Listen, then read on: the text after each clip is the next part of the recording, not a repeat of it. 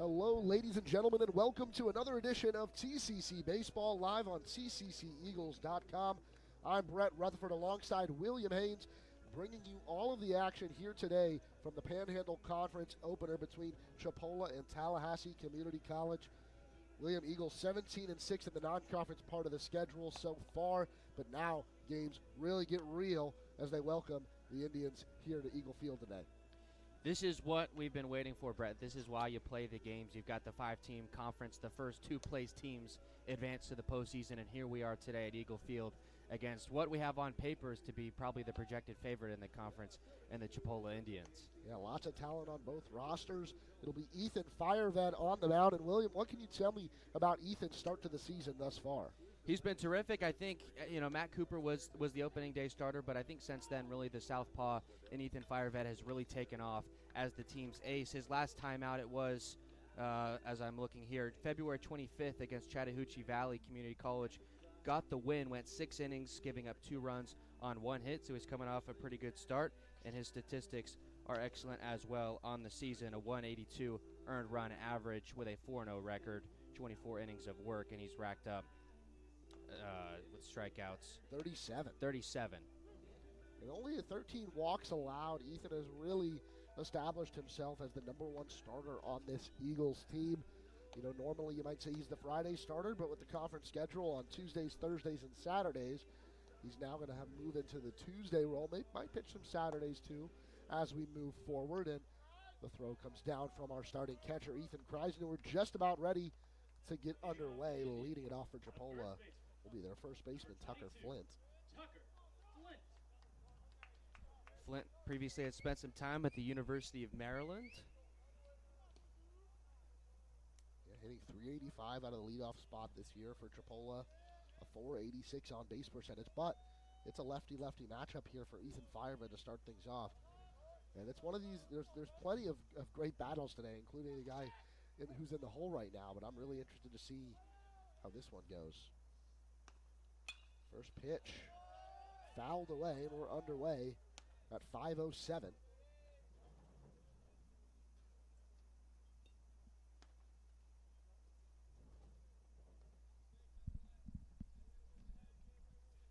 Chipola 20 wins, 5 losses, and 1 tie on the season. As this one sent into center field, Pagozo is underneath it and makes the catch for out number 1. Now batting the center fielder, number 10, Zach Rice. That will bring up Zach Rice. Rice, another one of these Chipola players, hitting over 300 on the season. He's got a .316 batting average. Never a bad thing when you can get the first out of the game in just a couple of pitches, but that was some loud contact there from Tucker Flint. Fireman delivers first pitch, misses outside for a ball. Yeah, I think as the air here in Tallahassee and all through Florida gets more humid as we move into the spring and summer months, maybe balls are, getting stuck up there in the sky. This one in the dirt, so 2-0 now.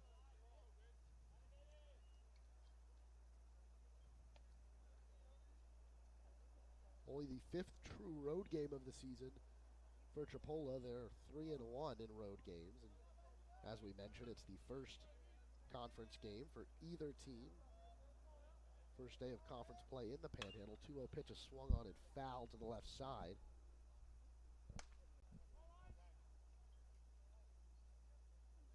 Chipola did win the season series 5-1 a year ago.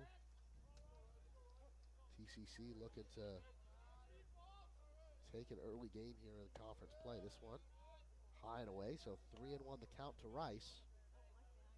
Fireman's going to have to find the strike zone here to avoid the free pass.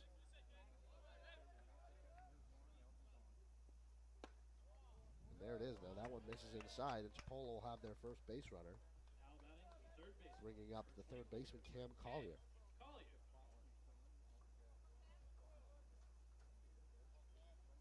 13 walks and just about 25 innings this season for Firevid. But now another lefty-lefty matchup, and one of the more talented players, not only on this Chipola roster, but in the Panhandle Conference.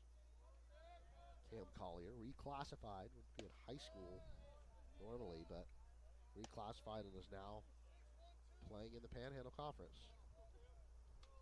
First pitch misses outside to him, so Firehead finds himself behind in the count once again.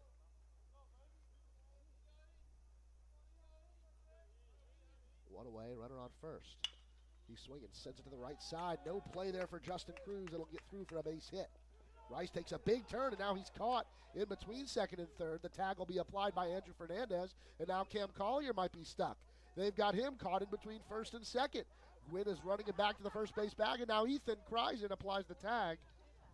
But now they're going to say the runner is safe over at third base. And either a tag was applied or he had to have been out of the baseline there. But the umpire is saying he's safe.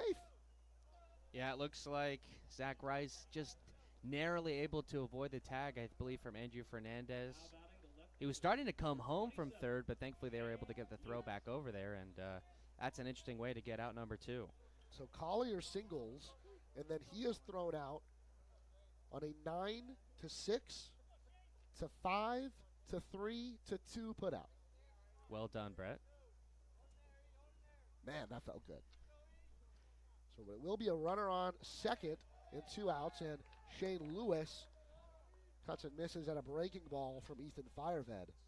9-6 to 5 to 3 to 2 put out. Shane Lewis, a team leading 11 home runs. 34 runs batted in, is 15 ahead of anyone else for the team lead as well.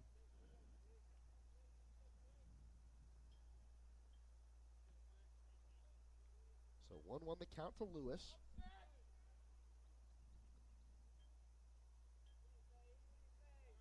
Here's the pitch from Firevet. This one sent through the left side of the infield. That'll be a base hit. And the first run of the ball game will score as Zach Rice crosses home plate. Chipola's got a 1-0 lead here.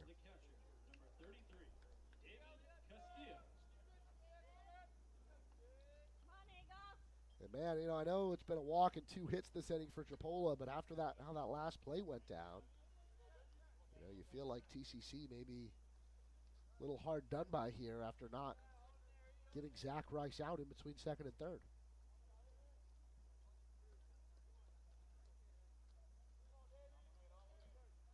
Fireman moves over to the first base bag. Lewis back in safely. David Castillo hitting .318 on the season. .458 on base percentage.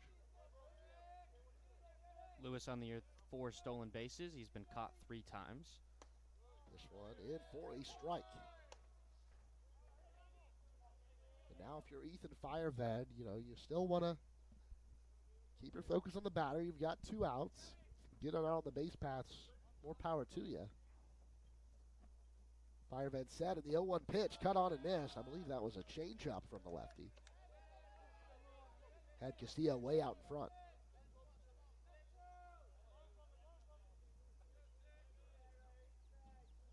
.6'1" catcher out of Miami, Florida is David Castillo. And now down 0-2 in the count. 2 outs. Here's the pitch. This one called strike 3. David Castillo watches the breaking ball cross home plate, and that will retire the side. So it was run on 2 hits, no errors, and 1 left. You're watching TCC Baseball on tcceagles.com.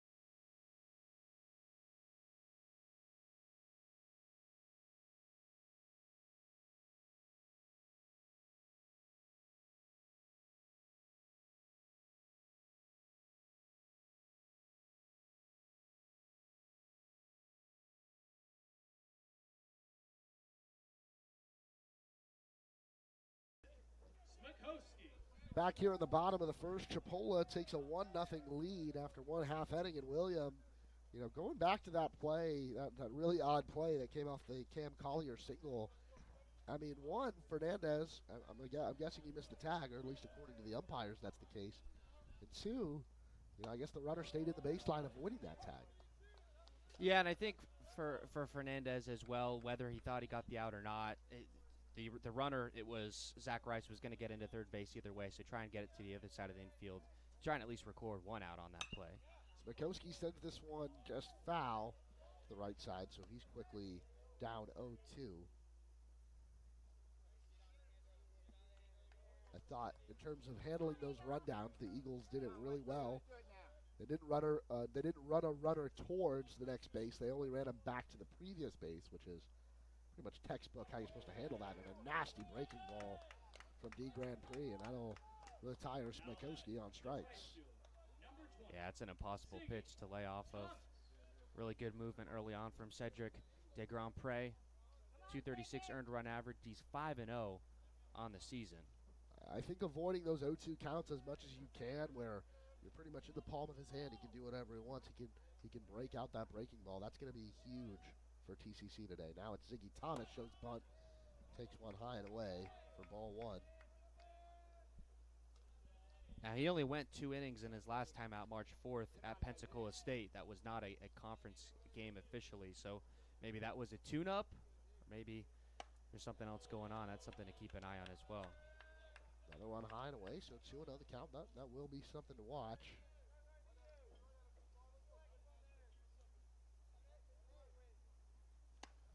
Now, 3-0 the count to Ziggy Thomas.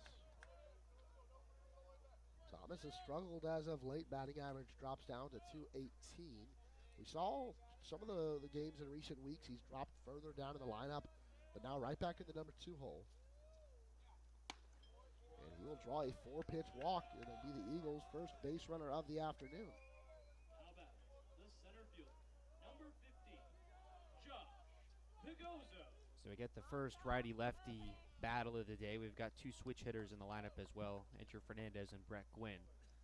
So we'll see if that continues to be an issue for de Grand Prix. Now Josh Pigozo, and every time he comes up, I've got to read off his slash line. .373 batting average, .484 on base, .627 slug, and hitting in the number 3 hole. How about those numbers going up a little bit more? Ziggy Thomas goes first to third. First base hit of the day for the Eagles comes from who else but Josh Pigozo. No question about that. Mainstay at the top of the order, always comes up when you need something, and here the Eagles are with runners at the corners and only 1 out with a great chance to respond. Yep, they're in business. It'll be Marco Dinges, the Eagles' left fielder, at the plate. Dinges hitting .333, has 7 extra base hits on the season, 6 doubles and a homer. He actually leads the team and runs batted in with 22. Has drawn 6 walks and has only struck out 6 times on the season. That's a breaking ball, gets away from the catcher, and in comes Ziggy Thomas. We're tied at 1.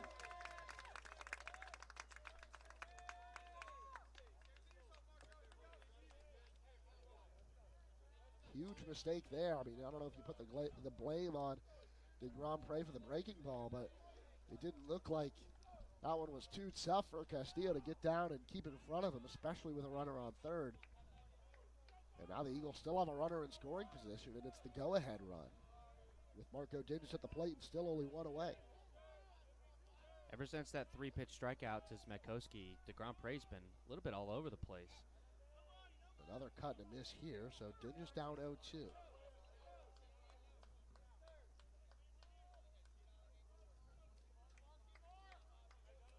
Want to avoid the strikeout here if you can. If you put one in play, you give Pigozo a good chance of moving over to third. And like you said, William, if he's all over the place, another breaking ball gets away. The guy on third could come around to score the next at-bat. And Grand Prix goes right back to that big curveball and misses way outside.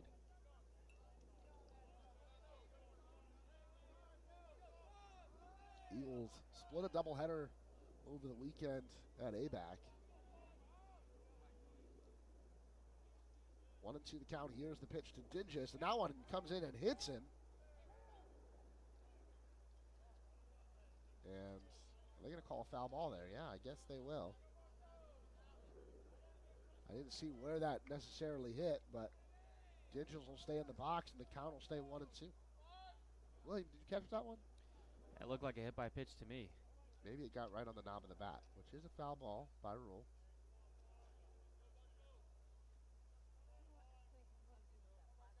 One and two, and it just stays alive. Pitch. Cut on and miss. Fastball on the outside part of the plate. Blew it right by Marco Dingus. Number 7, Andrew Fernandez.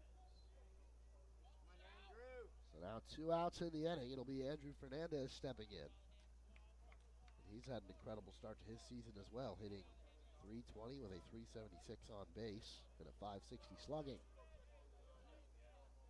Tied for the team lead in home runs with a pair. And he takes first pitch for a strike. Brett Gwynn and Caleb Abshire, the only other Eagles with multiple home runs on the season. Fernandez, one of a few returning players from last year's team. And Tropper over to the first baseman. Flint fields it, steps on the bag, and that will retire the side. But not before the Eagles tie it up at 1 on 1 hit. No errors, 1 left. We head to the second inning on TCCEagles.com.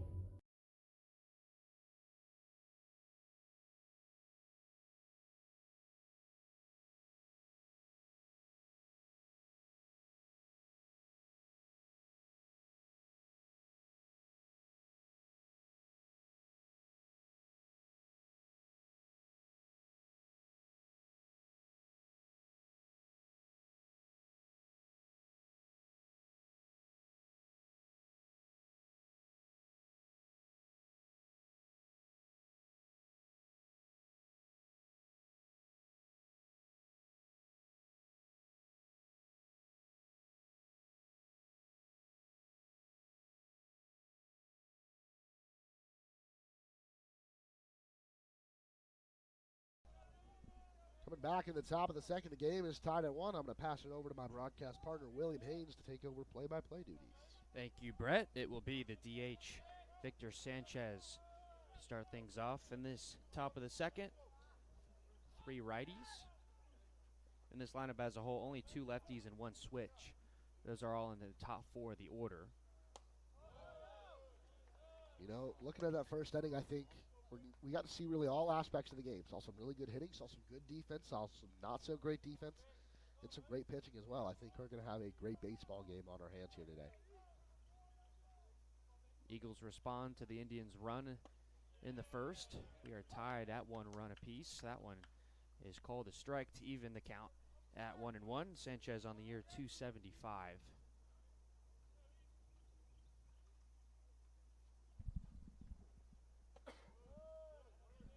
That one runs a bit inside. Defensive alignment for the Eagles today in the outfield from left to right goes Dingus, Pagozo, Thomas, and then in the infield from third to first, Fernandez, Smakowski, Cruz, and Gwynn, with Kryes in behind the plate. From the third base side of the rubber, Firevet is going to step off.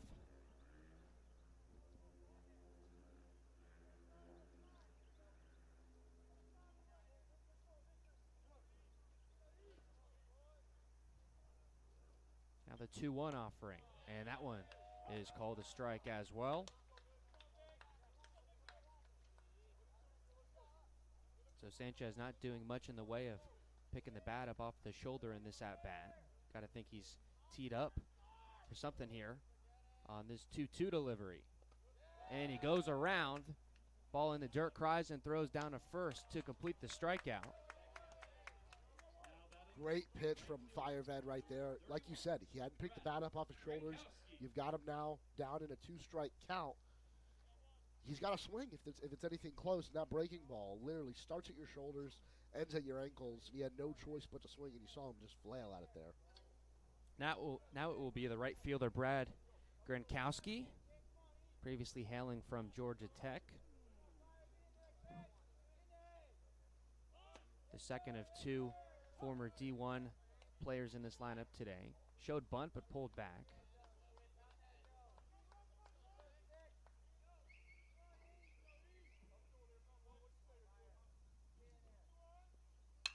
Swinging away there in a high bouncing ball off the ground that's going to get into left field for a base hit. I mean, what can you do?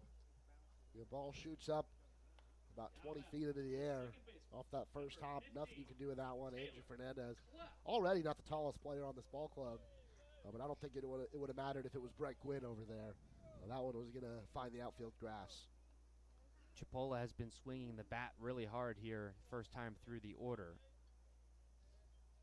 I mean, almost took the leather covering off of the baseball on that grounder.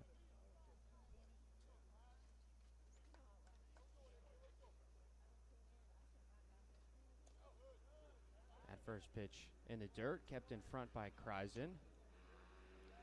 You look at Fernandez, Makowski, and Justin Cruz, though. These guys played the infield for most of TCC season thus far. There's been some rotation, of course, but we've seen them be able to turn a lot of double plays, and you got one out and a runner on first here. I'm sure if they get a ground ball, that's what they'll look to do.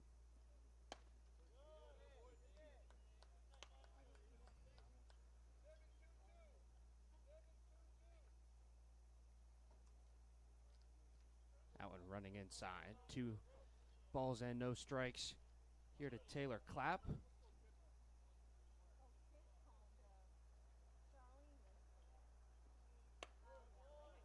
Fastball missing high, now 3-0.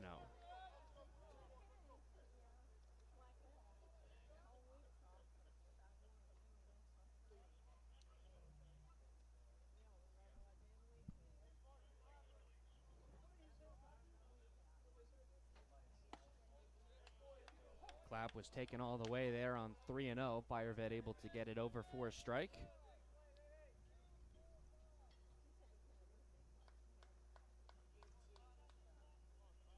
The sophomore second baseman this year batting .358. Throw over to first. Just a couple steps back in for Gronkowski.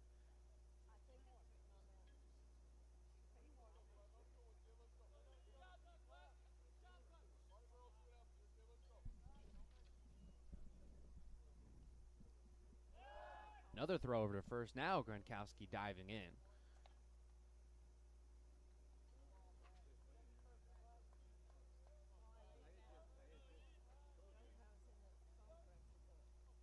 And now finally we do get a 3-1. That one put in the air. Pagoza running over in left center out to the warning track, and that one's over the wall. A 2-run shot for Taylor Clapp. Pulls the Indians back out in front. Yeah, he fell behind there and not much else to do, and that one caught just a little bit too much of the plate, and Taylor Clapp didn't miss it. That is home run number 3 on the year for Clapp. Chipola now with a 3-1 lead. Scores Gronkowski from first.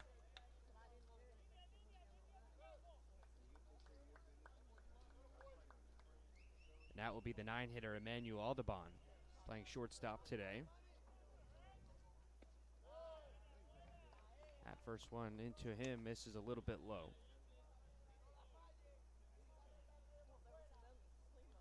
Audubon more of a defensive asset so far in 17 games, hitting .229. Nice frame by Kreisen there to get it called a strike. 1-1.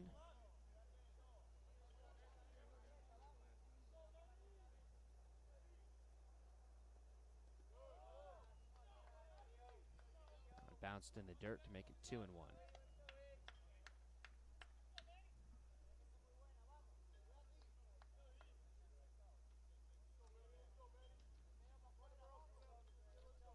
So after Clapp homered to clear the bases, Firevid working back out of the windup.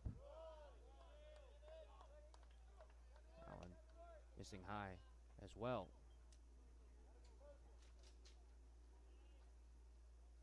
So a lot of fastballs up so far for Firevid, but not much doing. That one put on the ground. Fernandez has it. He'll throw to first and collected by Brett Gwynn for out number 2. How about it? The first baseman, number 22, Tucker Flint. With 2 outs and the bases empty, Chipola's lineup turns back over to the top, and Tucker Flint flew out to center in his first time. And Firevet hasn't really found himself in these sorts of situations this season.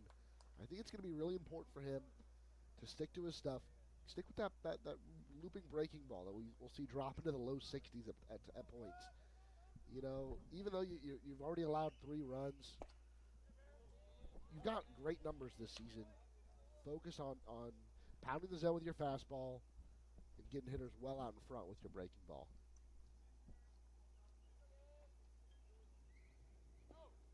There he goes. Big cut and a miss there. So quickly has it to 0-2 against Tucker Flint. Came into today with a .385 average. He's started every game for Chipola. That one low and inside. I like that there. As soon as Flint stepped in the box and put his head up, Fireman already started his delivery, working quickly here, trying to make him uncomfortable. And trying to get out of this second inning. Here's the 1-2. And that one put on the ground over the head of Firevid. The shortstop Smakowski comes over and gets it. And throws to first in time for out number 3. But not before Chipola gets a 2-run homer from Taylor Clapp. Bottom of the order for the Eagles when we come back.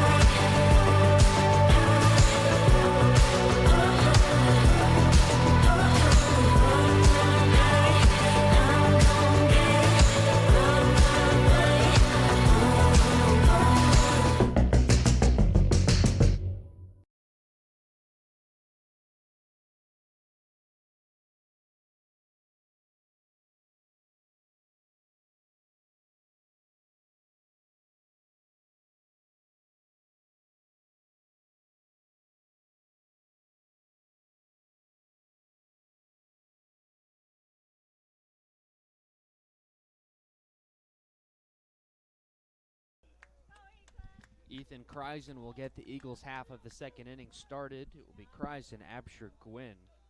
Kreisen behind the plate today. 19 games, batting .318. 1 home run, 8 batted in. That one he has to kind of duck out of the way of. DeGrandpré a little bit wild with some of his pitches in the first. Walked 1, had a wild pitch as well. And here's the 1-0 pitch. That one is called a strike.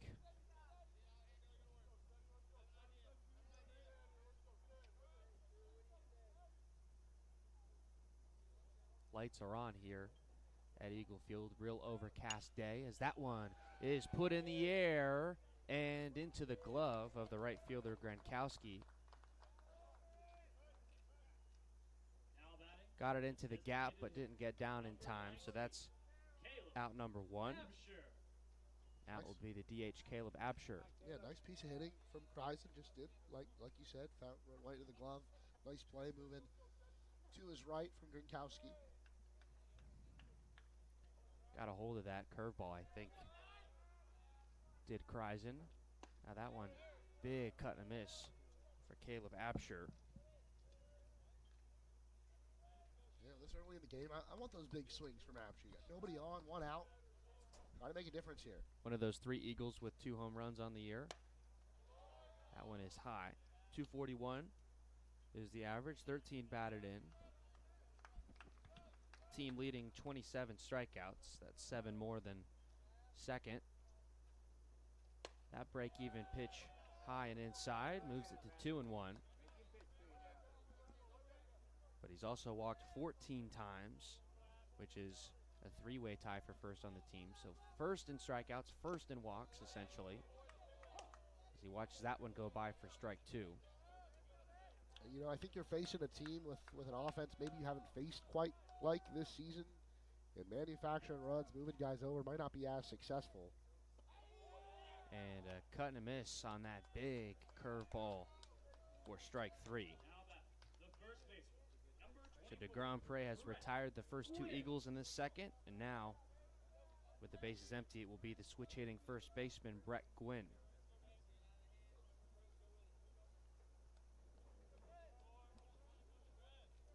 Gwynn with power from both sides, really. Another one of the players with 2 home runs on the season. As it stands right now, a part of this starting pitching rotation, but also serving as essentially the everyday first baseman. So he's got his hands full this year.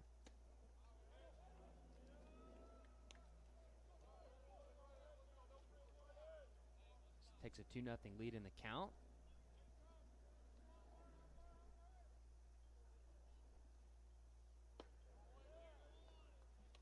Chases that one for strike 1.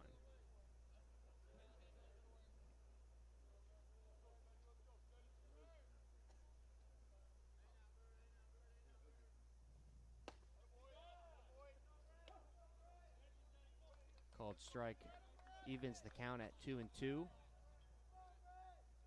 2-1. Fastball right there. I thought Gwynn was going to be ready to pull the trigger.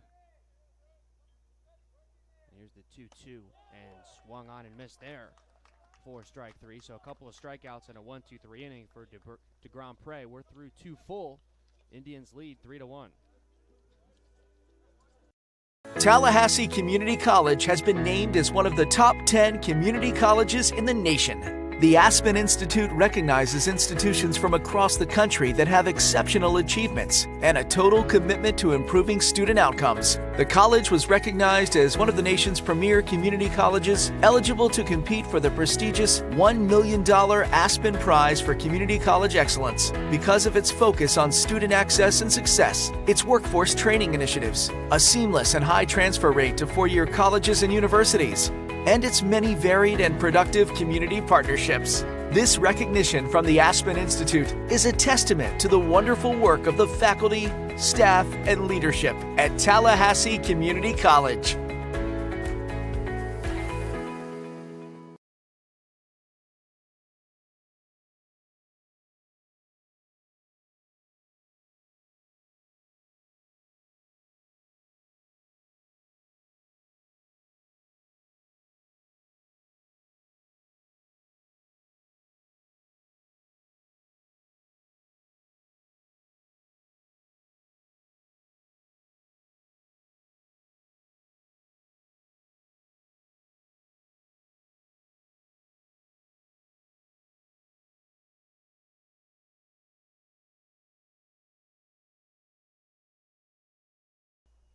Top of the order for Chipola in the top of the 3rd against Fireved, and I pass things back to my broadcast partner, Brett Rutherford.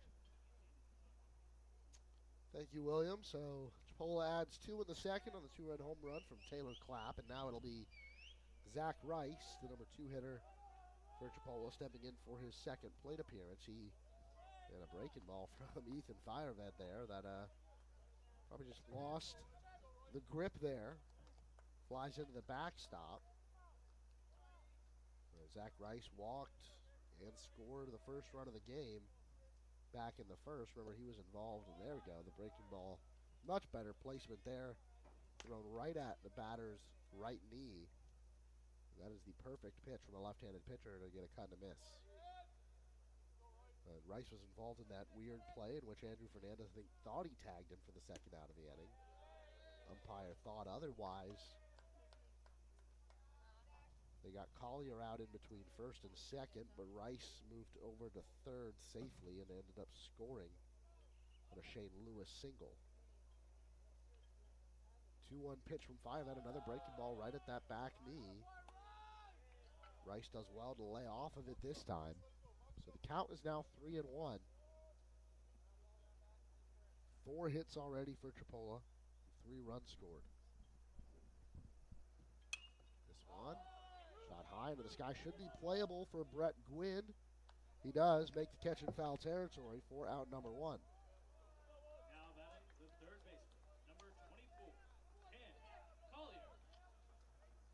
We'll bring up Cam Collier, who singled, and I'll say it again because I'm proud of myself for scoring it in real time. Singled and then was out on the base paths on a 9 to 6 to 5 to 3 to 2 put out.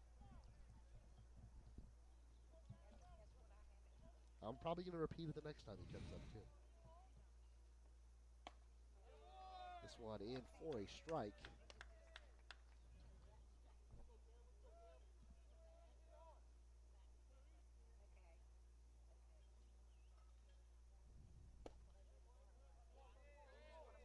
Collier, and doing some research for the game, it looks like Cam Collier is on the radar of some professional scouts, showing up in some mock drafts for this summer's first-year player draft.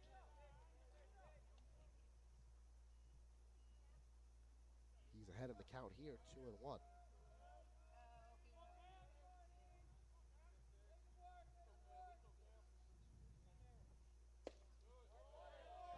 Fires one in, right on the outside corner. Now he's got Collier in a 2-2 count. Willie, he's got to go to the breaking ball here, you'd think. With the ball to give in the count, certainly.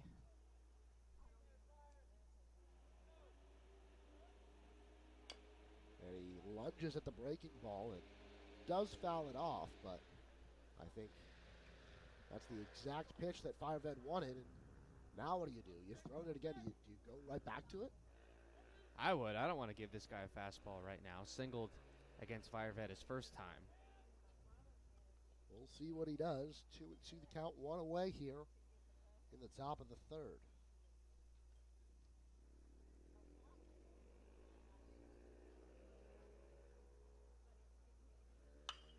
That one, I believe, was a fastball. I couldn't really tell. Could have been a changeup, but that one fouled again. This one a lot harder. Count stays at 2-2.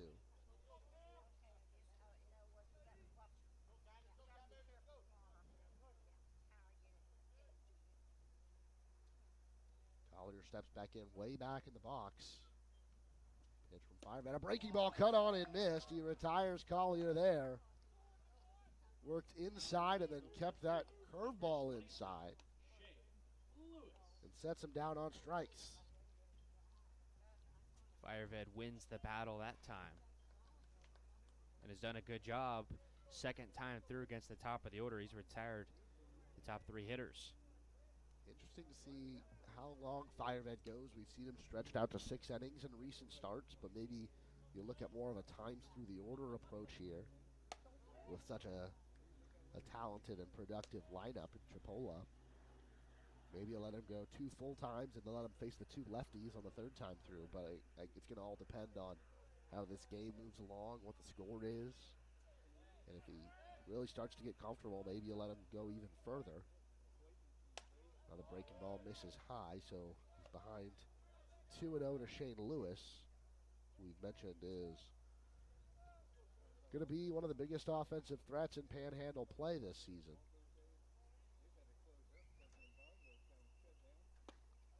Gets in the swing and miss there.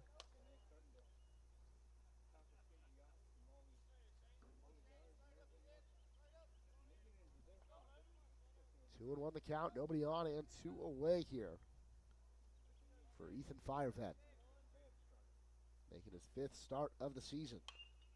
Another breaking ball fouled on the left side. So he's got Lewis in a 2-2 count.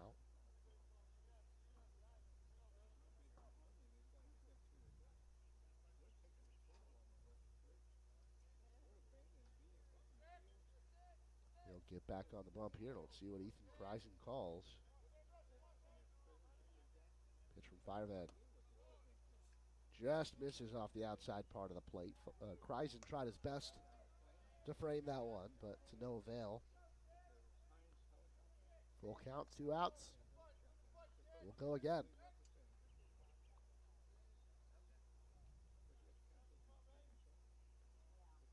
No shifts here for the right-handed batter. Infield, outfield, both playing straight up. The payoff pitch. Taken strike 3, Ethan Firevet comes back with a 1-2-3 inning with a pair of strikeouts. We head to the bottom of the 3rd on TCCEagles.com.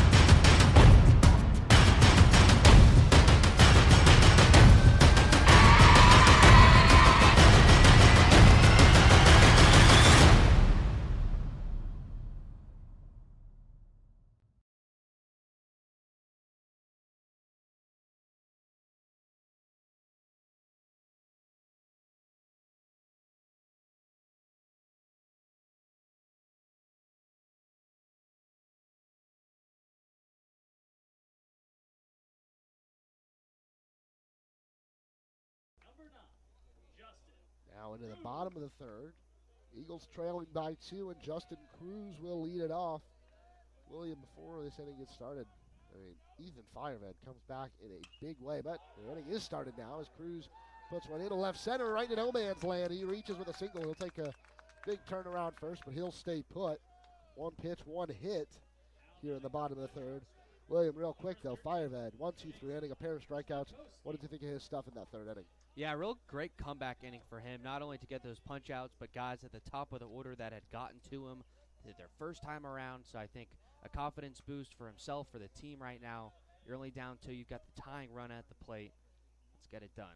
Yeah, in the top of the order, it's Jason Smikowski. He did strike out in his first trip. Big Grand Prix. Now he shows bunt, pulls back. This one misses outside. Cruz also a stolen base threat over at the first base bag. He's 4 for 4 this year.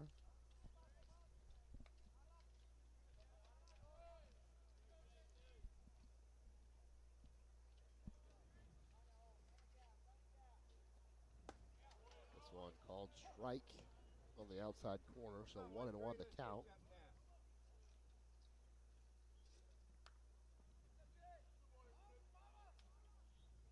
Castillo has only thrown out 6 of the 24 runners that have attempted to steal against him this season.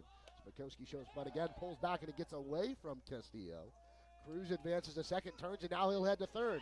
The throw over to the third base bag. Collier tries to apply the tag, but Cruz with a great slide to get away from it. And just like that, the Eagles have a runner on third.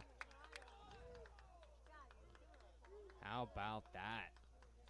Castillo has struggled defensively today. Now Smikowski maybe blocking his sight line there.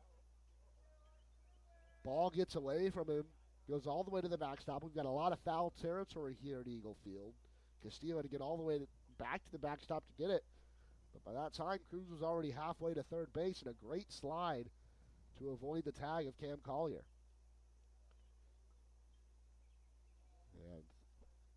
coach goes out and tries to talk to the umpire, see if maybe he got a better view of it, but there's no way he could have been able to overturn that one.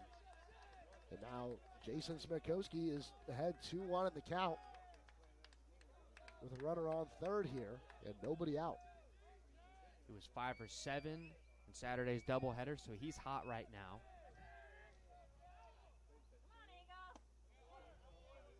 Takes a breaking ball for a strike, so it's 2-2 now.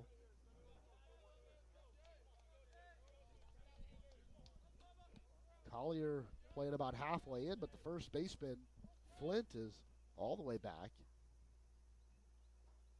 Smikowski cut and missed at a breaking ball and went into the glove of Castillo, but he didn't come up with it. Would have been strike 3 if he had held on.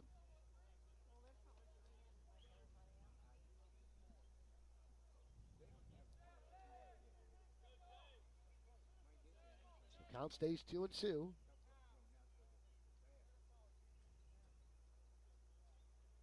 And the umpire says that,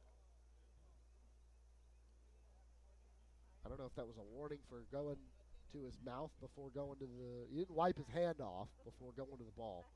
Good catch from the umpire there. You can lick your fingers, but you got to wipe them off. You got to go to your pants or your jersey and wipe them off before you go back to the ball. Good catch from the umpire there. At least I think that's what he was telling him. 2-2 count. The Grand Prix comes set. And here's the pitch. Chopped foul.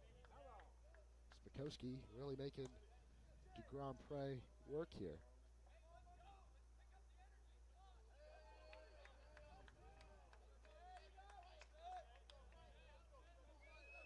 Given the depth of the infield, almost any ball put in play will give the Eagles a chance to score.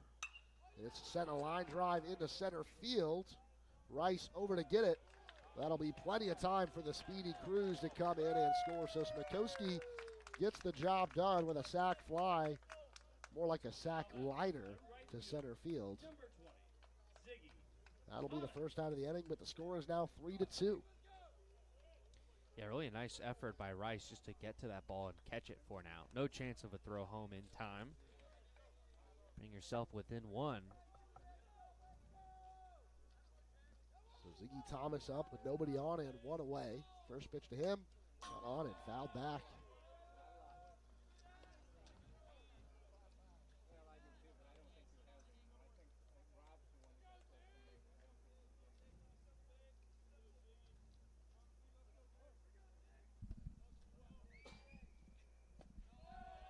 This one taken low for a ball, low and in.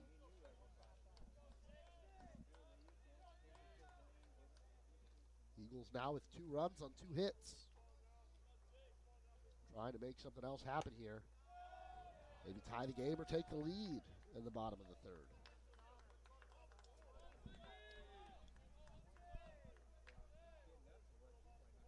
Lots of action here. Great pitching, great hitting. This one sent hard and in for a base hit.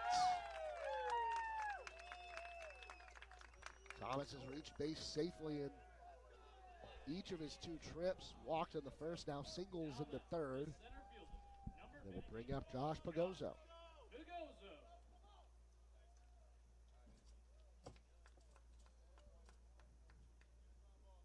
Pagozo sent a runner from first to third his last time at the plate. That runner was Ziggy Thomas, who came around to score on the wild pitch.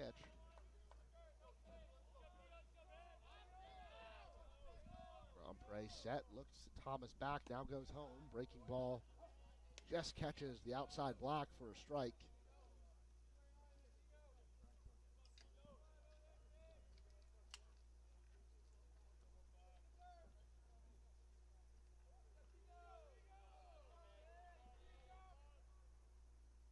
The 0-1 pitch. Check swing, home plate umpire says yes he did.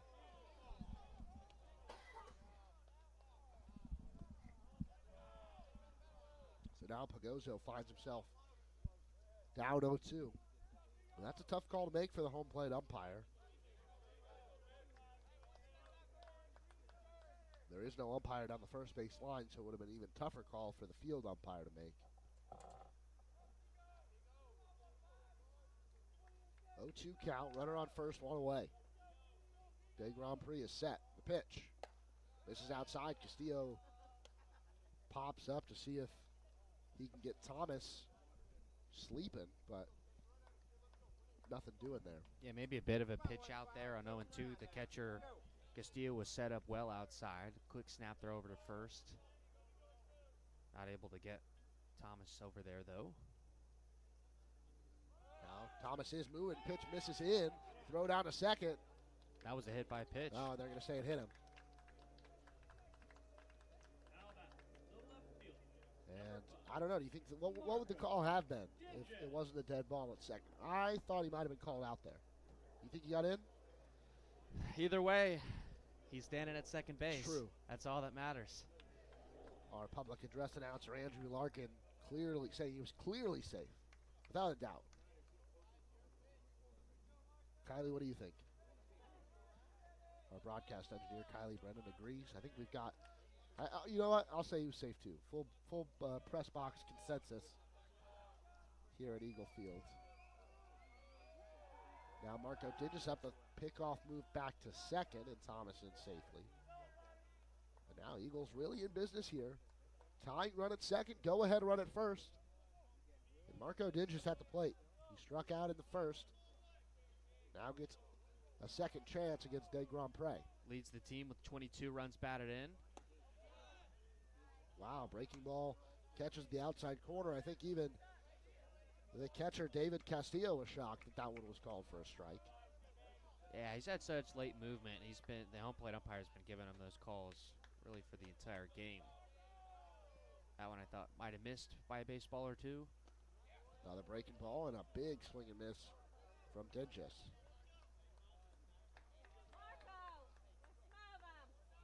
You might want to try to elevate one here and avoid the double play. That would end the inning.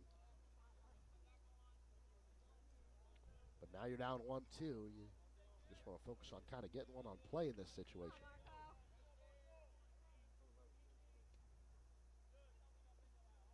Another breaking ball and another cut and miss. You might have got a piece of that one, but it goes right into the glove of Castillo for out number 2.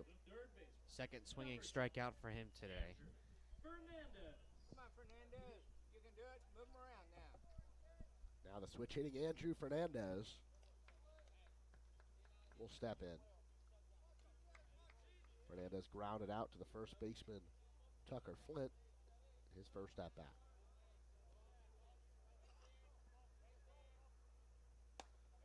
Takes first pitch outside for a ball. Good crowd on hand here at Eagle Field for the first game of Panhandle Conference play.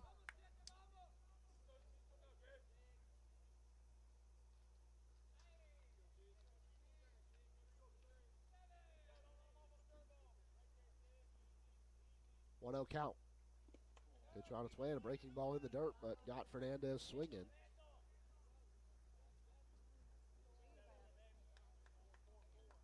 Two very different but two very effective breaking balls from both starting pitchers today. I'm really enjoying seeing them both kind of work with it and utilize their other pitches to kind of mix and match. Des Grand Pré delivers. Another one in for a called strike. So Fernandez down 1-2 with 2 away. When you can get that kind of swing and miss that Des Grand Pré can in combination with that amount of called strikes. Now this one misses high. Makes for a really tough guy to beat.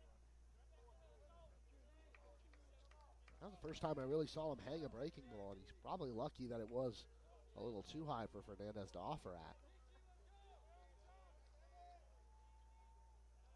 2-2 pitch. Fouled away. Fernandez stays alive.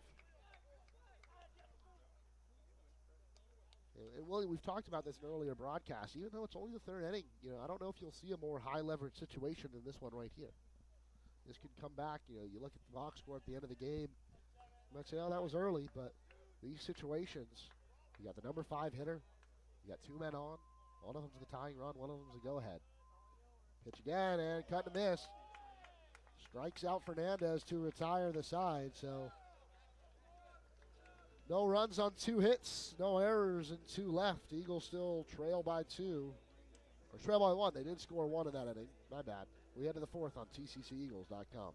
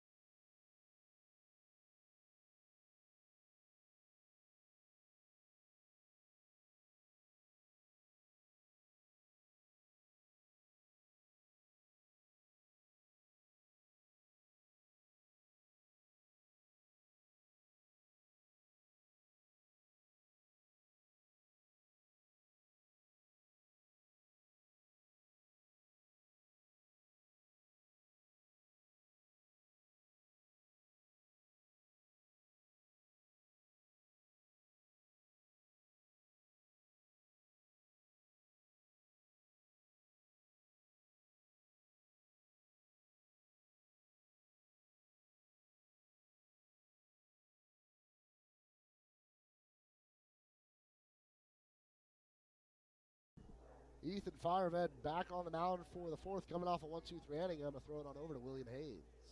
Thank you, Brett. The catcher, David Castillo, stepping in to start this 4th inning. Not been great behind the plate. He's .318 as a hitter this year. So kind of that Gary Sanchez type situation where you're getting really good offensive production at times, but maybe not what you're looking for behind the plate. Big wave and a miss for Castillo there, and he's in a quick 0-2 hole, so it looks like Ethan Firevid is picking up right where he left off after that 3rd inning. Now, I won't judge him too much on the few innings we've seen, but some costly mistakes from Castillo early on in the ballgame here. Yeah, 2-base passed ball in the last inning that allowed a run to score.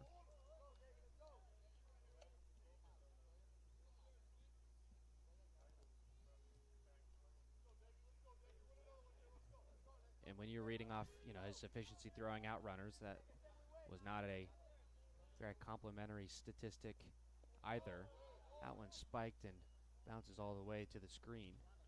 Yeah, the numbers differ at every level, but you want to see that number, right around 30%, 35% in terms of throwing out runners. He's down at 20%. So 1 out of every 5 runners he's throwing out. So that's something maybe Tallahassee could take advantage of, not just today, but during the season series. 9-inning game today, 9-inning game Thursday, and then 2 7-inning doubleheader games in Mariana on Saturday. That's how it will go for this portion of Panhandle play. 4-game series against teams over the course of a week. That one misses high, ball 4, and it will be a leadoff walk for the catcher, Castillo. Yeah, and I kind of go back and forth on how much I like that format, because everybody will get a chance to play you're going to play everybody on a Saturday doubleheader. But I kind of like it. I'm looking at it, I'm kind of like it. You got different strategies going into each game.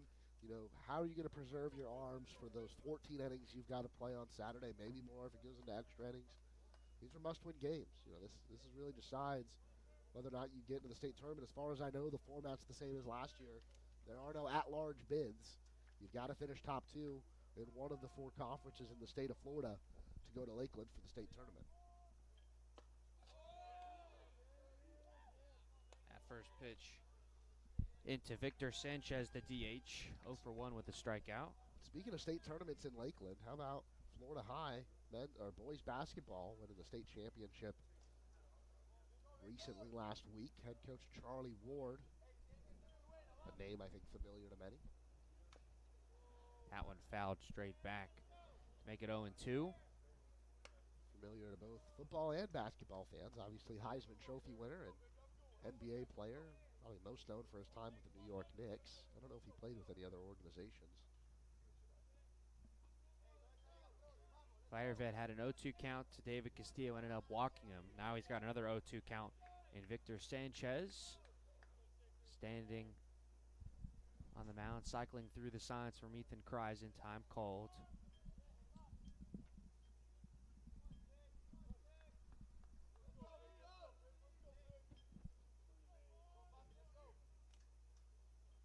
Here's the 0-2 pitch, and that one rifled up and out of play along the right side.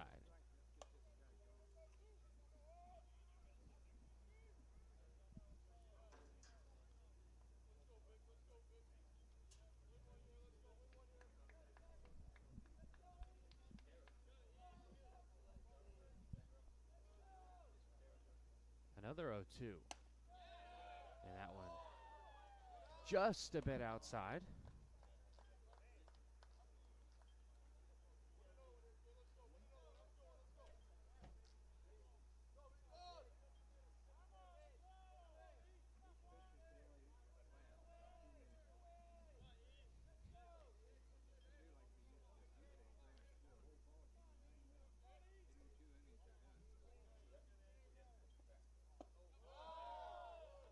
That breaking ball is just a bit low.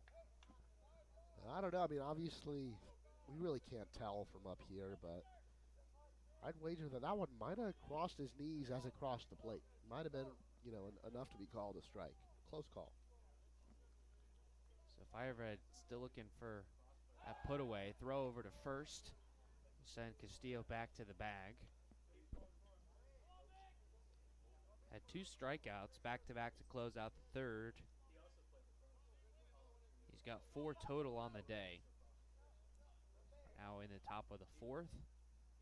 Now the 2-2 pitch, and that one sent high in the air. Pagozo will stop at just out in front of the warning track and make the snag for out number 1.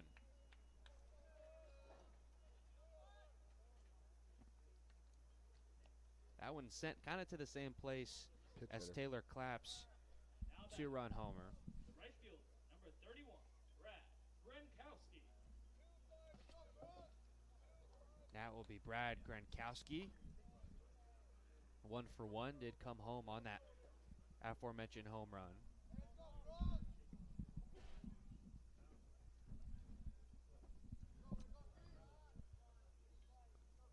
So 1 on and 1 out.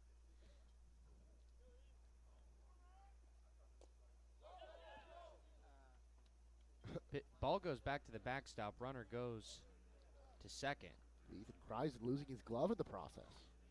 Maybe a little mix-up there as he'll talk to Ethan Fire. That was a great pitch, but I don't know if it was the one Kreisen was expecting. We usually don't see anything really get by him. That was a strange-looking play. Yeah, to see Fireved come all the way from the mound and talk to him at home plate, automatically your mind goes to a cross-up or some sort of miscommunication. We've seen earlier in this inning, Fireved was cycling through the signs a couple of times, and I believe it was Castillo that called time. So trying to get on the same page here. Runner now at second base. Indians lead 3-2, top of the fourth. That one drops in for strike number 2.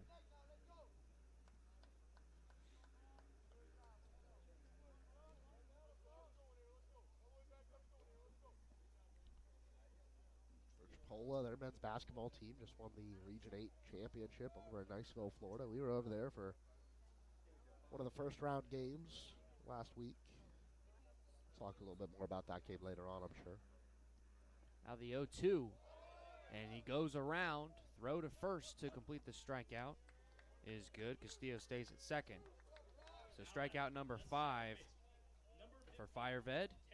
Good for the second out of the inning, and now Taylor Clapp, who homered in his first time at the plate.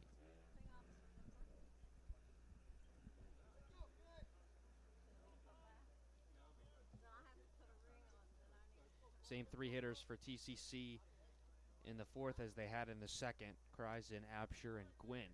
They were retired in order in the second, so looking to do something better their second time against the Grand Prix. But first, Firehead needing one more out to get out of the top half of this frame.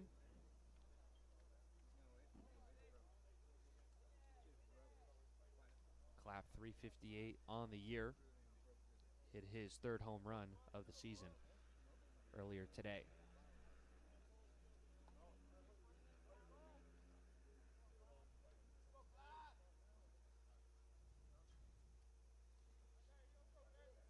Firehead looks back to second base. Cruz backs out. Now the throw home. And a breaking ball that drops in for strike number one.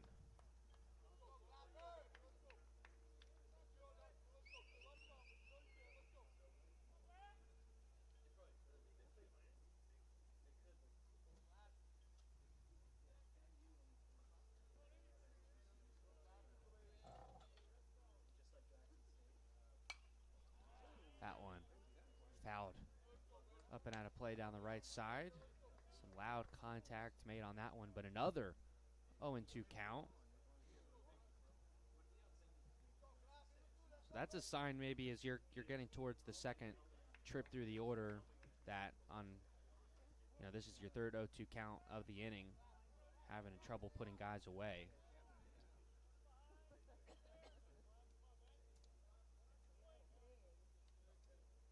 Now this 0-2.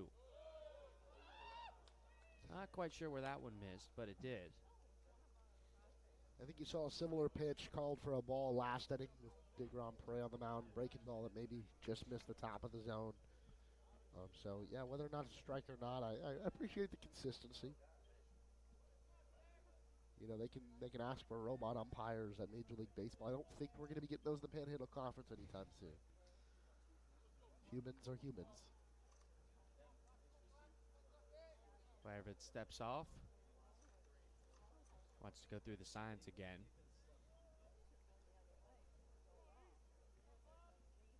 With a runner at second base, so that can add an extra element to things as well. Now the 1-2 pitch, just a bit off the plate. And again, another really high leverage situation here in the fourth inning. It's a one-run game right now. You don't really know how long Firehead's going to go. His pitch count's got to be getting up there already in the fourth. If you can retire him, Clapp here, who homered off you earlier, and get out of this inning, what a huge out that would be.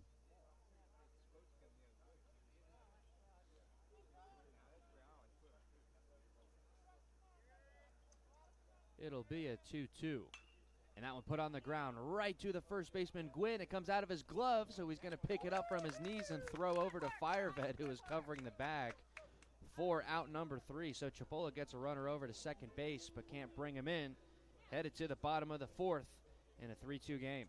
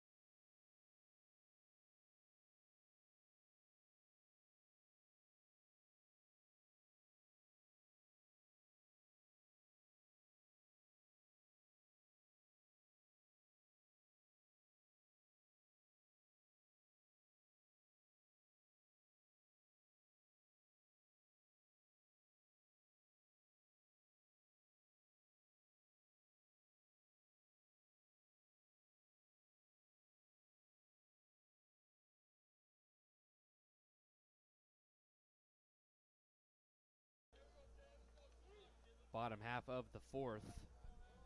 Kreisen will start this inning. Carbon copy of the last inning I called in the second. That one slapped foul down the third base side. Eagles third base coach having to hop out of the way of that one. Clouds clearing out a bit as the sun starting to set. Lights taking effect down at Eagle Field. The 0-1 to Kreisen. And that curveball basically over the head of Kreisen for ball one. Not sure if Chipola doesn't have a gray road set or what, but they've got the home white pants on, the dark blue jerseys.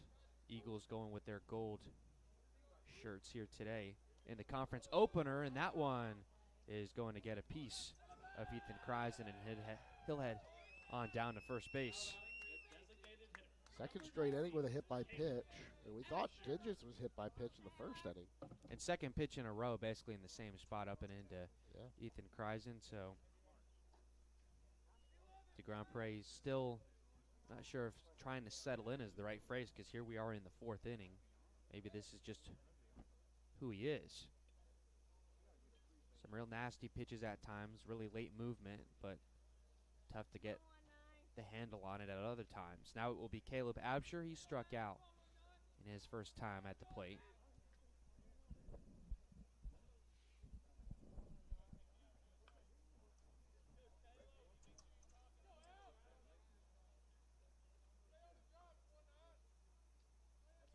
Kreisen 2 for 2 on stolen bases this year. Typically the catcher position, not one that you look at that statistic, but Kreisen, not like most catchers, I think more speedy. Takes a pretty healthy lead off of the first base bag. That first pitch in to Caleb Absher is called a strike. Brett Gwynn on deck, so the makings of a nice inning potentially here.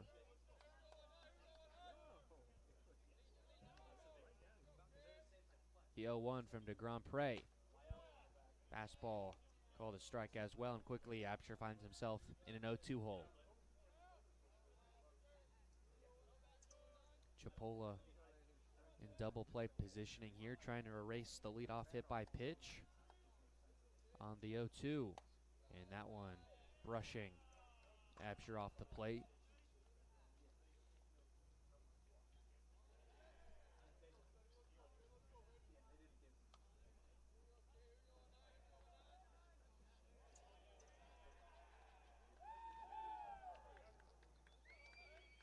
The 1-2 delivery.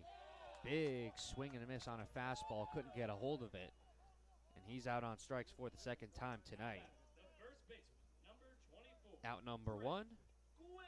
And that will bring back Brett Gwynn, swinging strikeout himself. He is 0 for 1.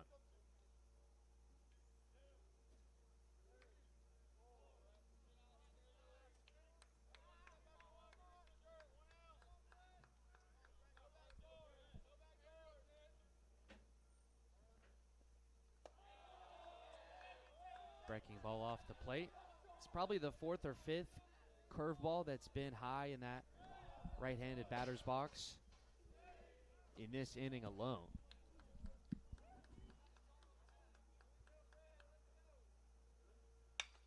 That one put on the ground, and it sneaks through for a base hit. Kreisen is going to stop at second. So Gwynn making solid contact with that fastball on a 2-0 count. Eagles moving station to station, first and second with only one out. Now for Justin Cruz, who got the bloopiest of all bloop singles in his first time. You know, something we're seeing today that I don't think we saw through a lot of the non-conference schedule. I think this is normal. We see it over in men's and women's basketball as well. Because now we're in the conference play. I mean, you see both of these teams really getting into it, both dugouts loud, making a lot of noise. And I think maybe that's what's causing this mound visit here. Just try to talk to your pitcher, get him calmed down. He hit Kreisen, and that hit from Gwynn was kind of a bleeder. You know, it wasn't loud contact, but you want to make sure he's got his head on his shoulders.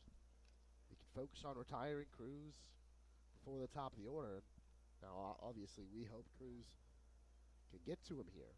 Did single last inning, scored the second run of the game. But now, Eagles find themselves in another situation with 2 men on. One of them the tying run, the other the go-ahead. Pitching coach departs from the mound. The entire infield came in for that mound visit. No action in that Chipola bullpen for now. The tying run is at second base. The go-ahead run at first. Justin Cruz today 1 for 1. Puts a bunt, and that one in the air and foul. He was just trying to push that down the first base line. You know, I don't think it's a guaranteed sacrifice attempt if Cruz tries to lay one down again here. We've talked about how fast he is, maybe the fastest guy on this roster. If he does get one down, you could see a situation where the Eagles load the bases, or maybe force an errant throw that could bring Friesen around to score. Cruz with 4 sacrifice hits this season. The 0-1 pitch. And that one put on the ground. Gets past the pitcher in and out of the glove of the shortstop. One run is going to come across to score, and we're tied. So a fielder's choice for Justin Cruz. Gwynn is safe at second. Number 13, Jason Makowski. And we're all knotted up at 3.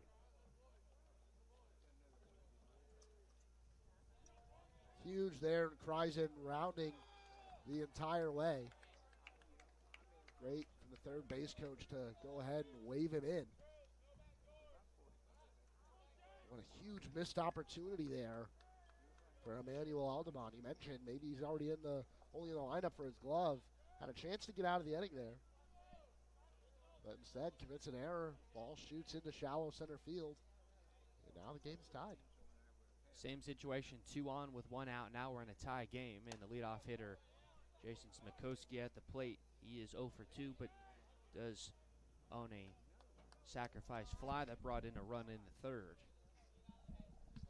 And 5 for 7 in the doubleheader on Saturday, so he's hot right now. 357 is good for the best average, pretty much far and away on the team. Leads the team in at-bats. Game started. The everyday shortstop made a terrific play early on in this one to retire Tucker Flint. 1 ball, 1 strike, 1 out. Here in the 4th, tied at 3. The break-even pitch, swung on and missed. Chased the curveball there. And yeah, William, I think that's strike 3. I was very confused. The first strike call was not emphatic at all. I thought we had a 1-1 count as well. The home plate umpire, he usually had a pretty clear strike call, but I think we all missed that one. I didn't hear it from up here in the booth, and I didn't see the hand gesture. Now with 2 gone, lefty on righty for Ziggy Thomas. Reached base twice today, walked in the first, hit single in the third. A big-time spot for the Eagles in the middle stages of this game. That one missing down and in. DeGrand-Pré taking a couple steps off the mound to receive that ball from the catcher. So maybe an exchange or two between those 2 players.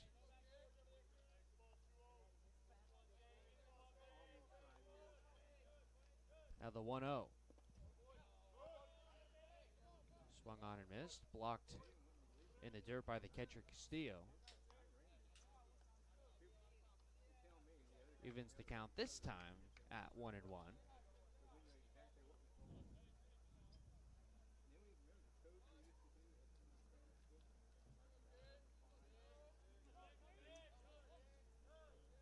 Here it is to Thomas. Breaking ball drops in for strike 2.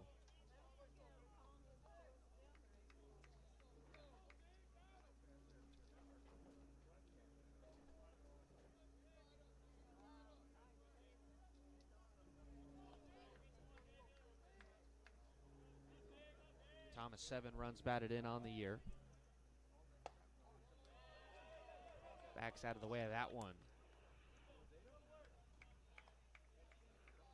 Looking for his first home run on the year. .218 the batting average.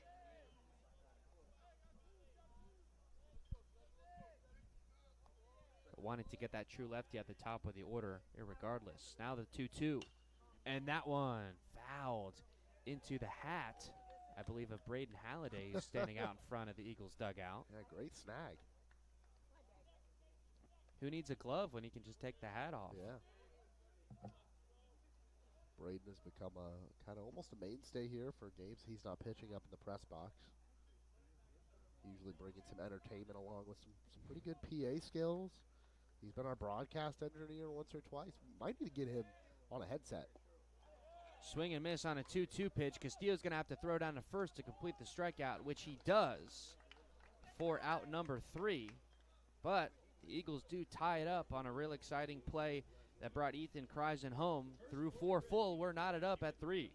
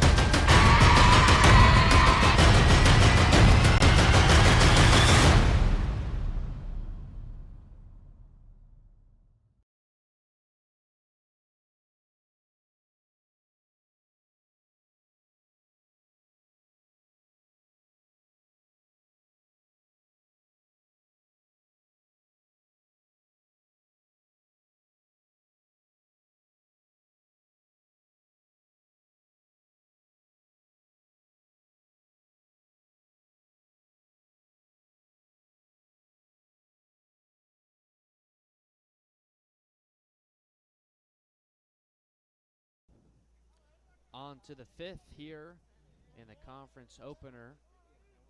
And I pass it back to my broadcast partner, Brett Rutherford. It's Ethan Firevet back out in the 5th. Exciting inning as Ethan Kreisen came around to score and tie us at 3. And the man that committed that error, leading off things here in the 5th, takes the ball inside. Grounded out to third in his only trip.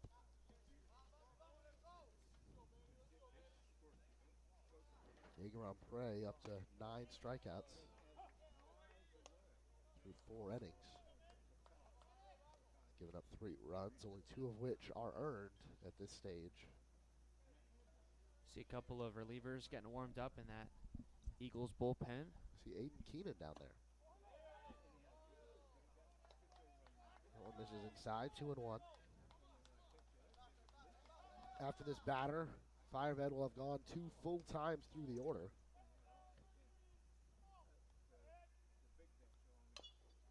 Breaking ball, hit foul, so count now even at 2. No action in the Chipola bullpen, so it looks like they may be sticking with the Grand Prix for a 5th.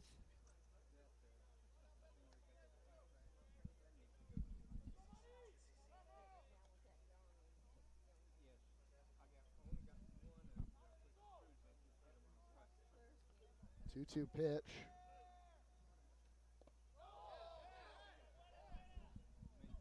Now check swing. First base umpire says didn't go. Count now full.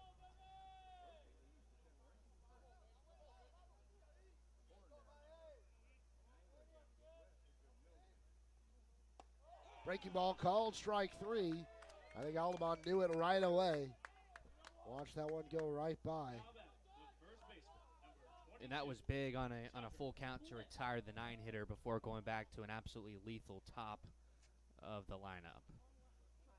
And that was Fireved's 6th strikeout of the game through now 4 1/3 innings. Facing Tucker Flint for the 3rd time. Flint 0 for 2, flew out to center and grounded out to short. Now up to bat with nobody on and 1 away. First pitch in for a strike. He gets on base about 49% of the time this season. So you've got him at 0 for 2 so far.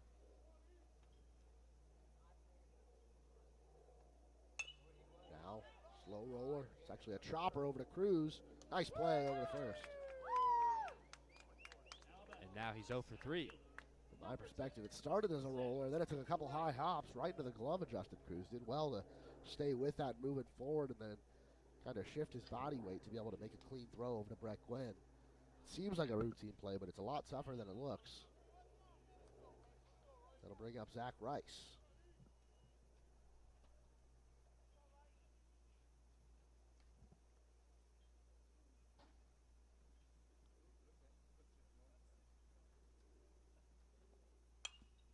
Rice, first pitch swinging, fouls one back and out of play. He drew a walk and scored the first run of the game back in the first, after avoiding the tag of Andrew Fernandez before the 9-6 to 5 to 3 to 2 put out of Cam Collier. Have I mentioned that? This is low and away, 1-1 the count now. You promised you would do it at least one more time. So Well, I'm going to do it again when it's Cam fulfilled. Collier steps up to bat, probably at the start of the 6th inning, because Ethan's going to get Zach Rice out right here.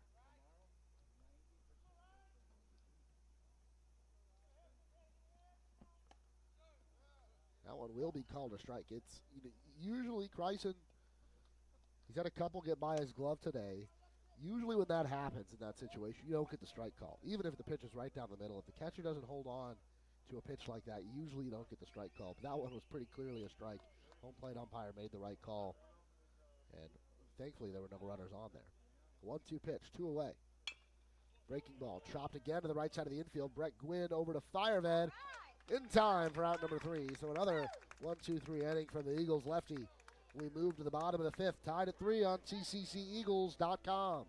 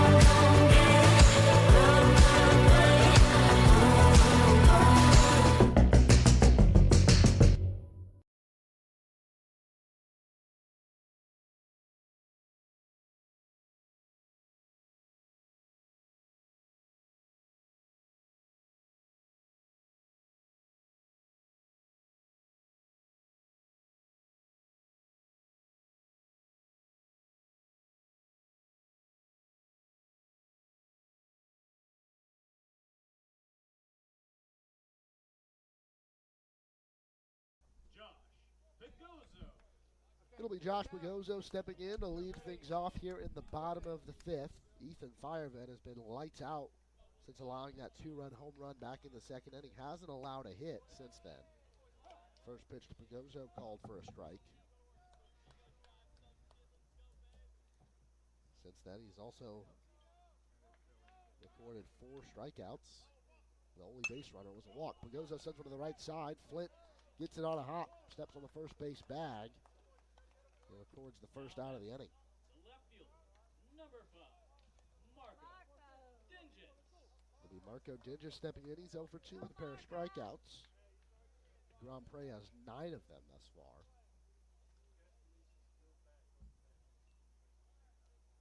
And now Dinges will step in with nobody on and 1 away.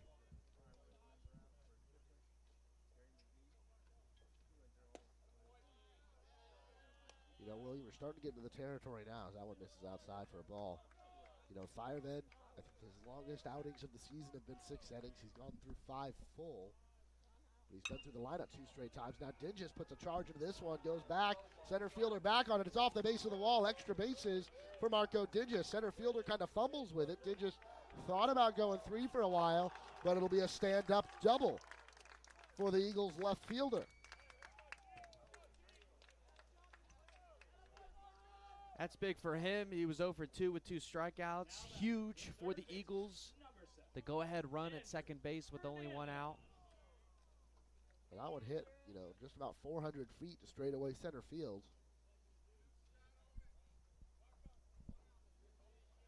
And Can't do much better than that. And certainly the score, if it were to change, would affect kind of how you're viewing Firevet coming back out as well. Yeah. You get into this. You have 12 outs to get. If you want to win the game, 12 outs to get, barring any extra innings. Now, who do you want to get those outs? Do you take Firevet, who's already thrown 5 innings, 3rd, maybe 4th time through the order? He's looked really good since the home run.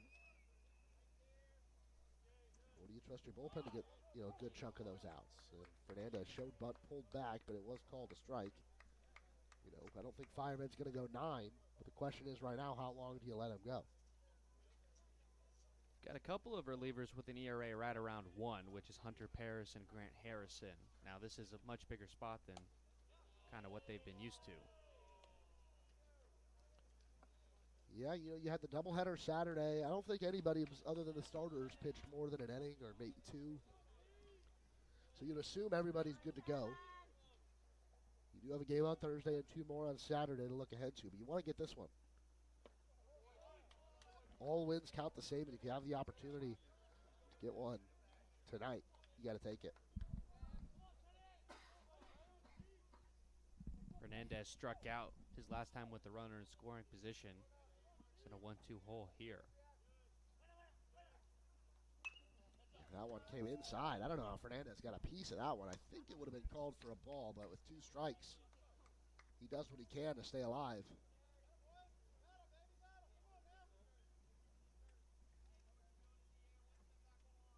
Once you count one away, go ahead and run, standing on second base in the form of Marco Dinges.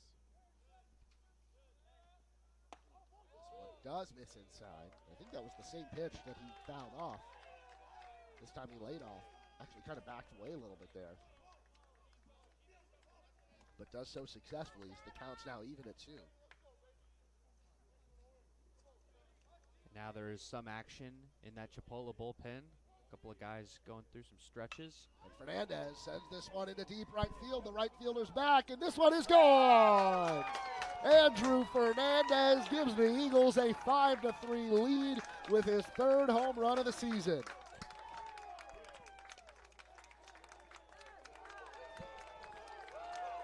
He takes his time around to the third base bag, comes across and touches home.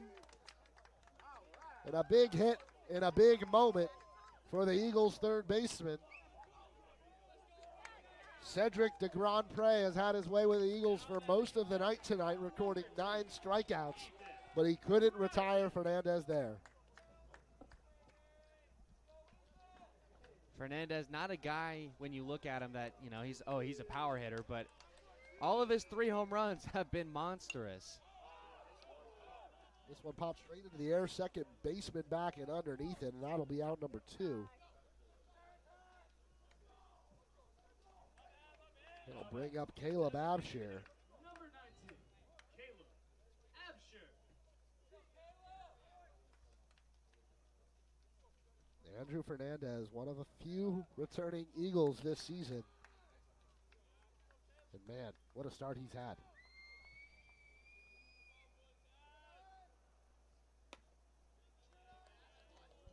Now has the all-alone team lead in long balls with 3.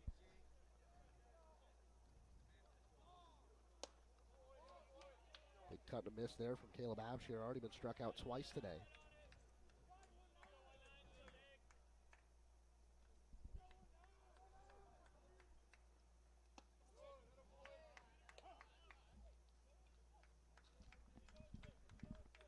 One and 2 the count now.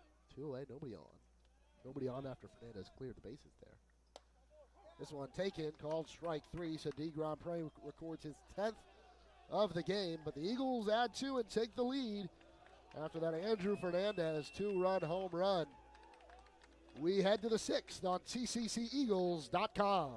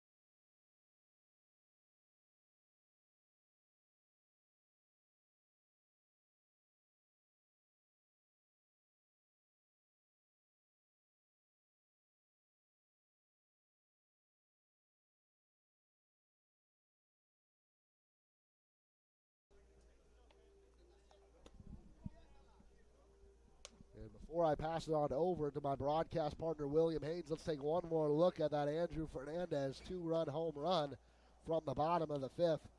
Just an absolute line drive that flew over the right field fence. There really wasn't any doubt about it. An amazing piece of hitting there from Andrew Fernandez. And now we move into the top of the 6th. Ethan Firehead back on the mound, now working with a 2-run lead for the first time today. And I will pass it on over to William Haynes. Thank you, Brett. So, huge spot here for Ethan Firevid. Eagles lead 5-3. Cam Collier today 1 for 2. Was thrown out or tagged out on a long kind of pickle play in the first. That one runs up and inside. I like that. You know, it's your 3rd time facing him. You struck him out in the 3rd. Make him uncomfortable. Don't let him get settled. You've seen everything you've got. Now you've got to mix it up. That one fouled back. Just got with the very end of the bat.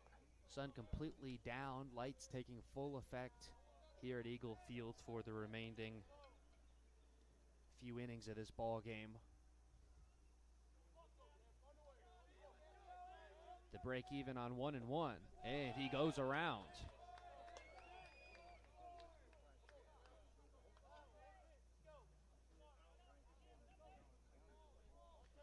Collier came into the game in 83 at-bats with only 13 strikeouts. He's already got 1 here today. And now Firevid on the 1-2. And punches him out again. Good for out number 1. 7th strikeout of the day for Firevid. Now batting the left fielder, number 27, Shane Lewis. And now the switch hitting left fielder Shane Lewis, 1 for 2 with an RBI single.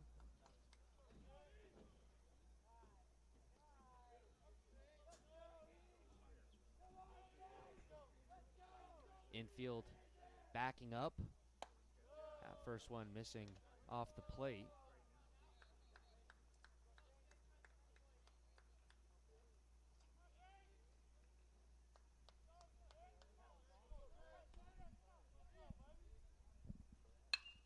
Now that one launched high in the air. The left fielder Digis is going to go back, and it's off the base of the wall.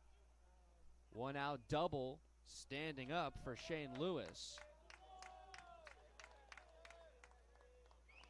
That one had trouble written all over it, and it'll be 2 bases. Brings the tying run to the plate in the catcher David Castillo, 0 for 1 with the walk.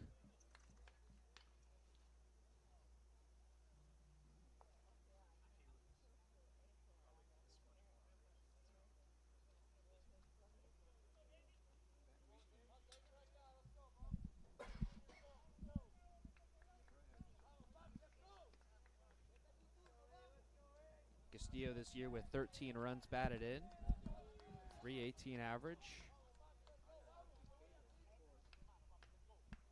66 at-bats. Looking to make up for some of his defensive miscues with one swing of the bat right here. First pitch to him. Looping breaking ball, missing high. Lewis, who had a pretty large lead off a second, scoots back in.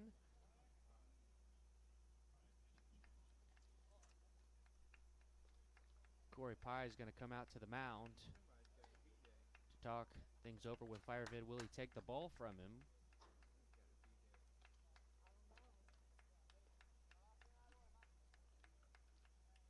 You know, with Coach Mack, we're never really sure. And now Corey talking with him, gives him a pat on the back. You know, maybe Corey's doing his best Mack impression. Maybe he will pull him here after a long discussion.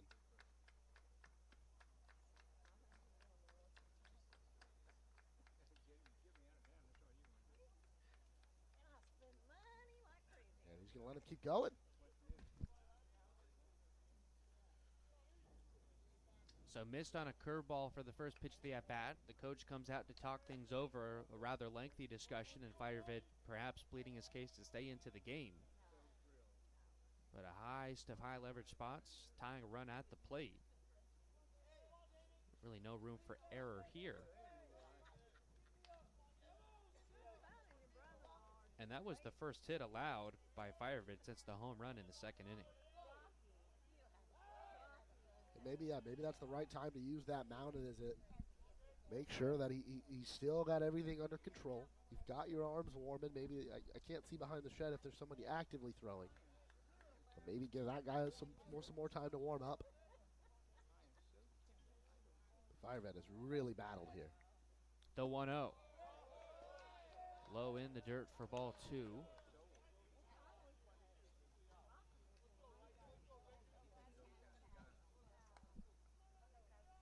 If Castillo reaches base, you've got to imagine that will be the end of the line for Ethan Firevid. Pitching here into the 6th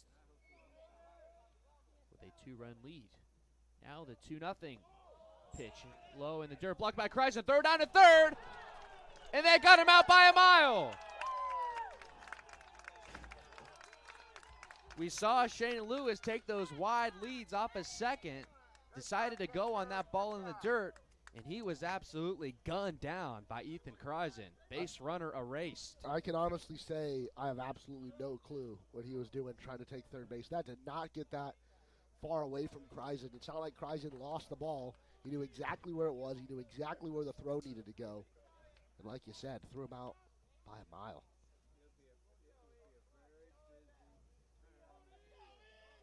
So now you can kind of exhale a little bit. No longer is the tying run at the plate. But now it's a 3-1 count. You don't want to walk a runner here with 2 outs. And there we go. That one called a strike. David Castillo heading on down to first. If you're David Castillo right now, you were up 3-0 in the count with a runner in scoring position. Now it's 3-2 with nobody on and 2 away. You thought you just drew a walk there. It's not often you see the catcher try to take off to first because he's got to be the one that goes and crouches next to that umpire every half inning. Here's the payoff pitch. Swung on and missed. Kreisen picks the ball out of the dirt and throws down to first to complete the strikeout. The 8th of the day for Ethan Firevid. And as he departs from the mound for most likely the final time today, the Eagles have a 5-3 lead headed to the bottom of the 6th.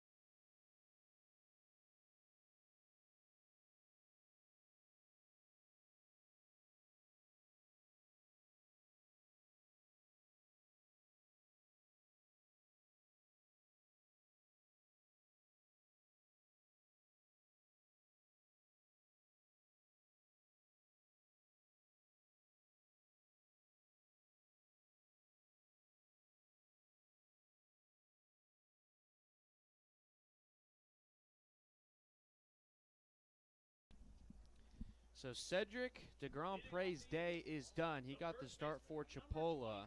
He is currently in line for the loss. He went 5 innings, 5 runs, only 4 earned on 6 hits, 1 walk, 10 strikeouts, hit 2 batters, gave up a home run, and now gives way to the lefty Colton Mercer, who will face Gwynn, Cruz, and Zmekoski here in the bottom of the 6th.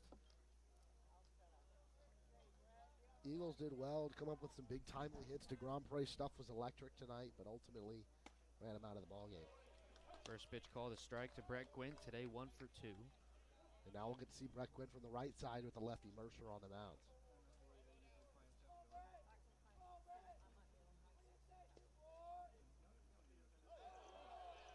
That one gets a piece of Gwynn, and he's going to head on down to first. You hinted at it a little bit earlier, Brett, as now the 9-hitter Justin Cruz comes to the plate. Conference play, things change a little bit. Both dugouts really getting into this game, and in this part of the format, you're playing these teams. These 2 teams are facing each other 4 times this week. This is already the 3rd Eagle batter hit by a pitch in this game. So already things could be not chippy necessarily tonight, but maybe Thursday down the line. This is a very interesting and high energy start to conference play, as there's a bunt put down by Cruz but goes foul. Yeah, I don't think any of these have been intentional, but it gets to a point where you get hit so many times, no matter who it is in the lineup, and you just kind of get annoyed. You're like, come on, you find the strike zone. Or at least, if you're going to miss the strike zone, don't miss so close to me. So, yeah, even without intent, 'cause I don't think there has been any, it's frustrating. You don't want to see anybody get hurt. It's not like DeGrom Pre was without his control. He had 10 strikeouts and only 1 walk. Just a few pitches that got away from him big time. Wave and a miss by Cruz there. You saw the way you mentioned the energy, the way the TCC dugout received Ethan Fireved after he recorded that last strikeout of David Castillo. You just love to see that camaraderie. If there was any question about who is the ace of this team, there is no doubt now, as that one drops in for strike 3. And that looked like, again, one of those high breaking balls that we've kind of seen the home plate umpire not call for strikes today. We mentioned it. There was one from Fireved and one from DeGrom Pre. That time he gave it to Colton Mercer. Maybe it was a little bit lower. Maybe it did come right in at the belt. But a tough call for Justin Cruz there.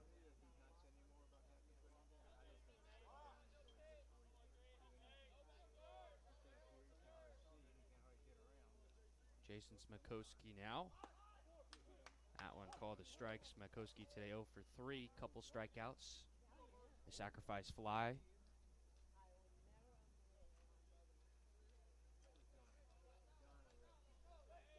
One on with 1 out. Eagles looking for some insurance as we are entering now the late stages of this one. That one high in the air but foul. Down near the Indians bullpen, where I believe a couple more arms are getting loose.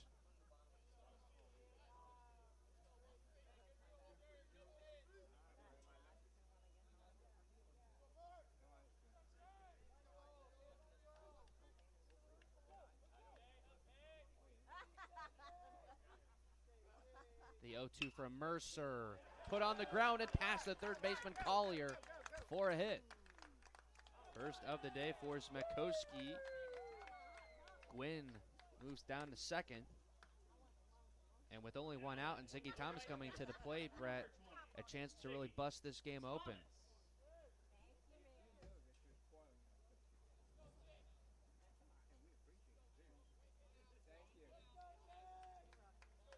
Thomas this year, 7 runs batted in 55 at-bats.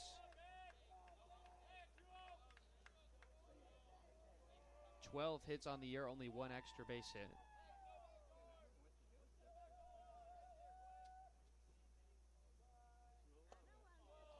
And Thomas ducks underneath that one for ball 1.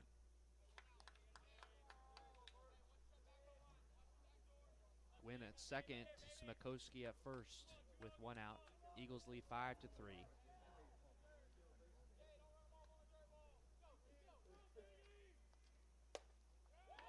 That one up and inside again. All right, Joe, give it a right now.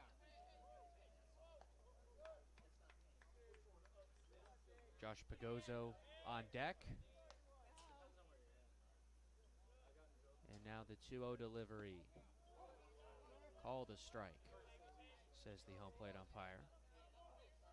Come on, Joe, now it's time. Time to be a hero.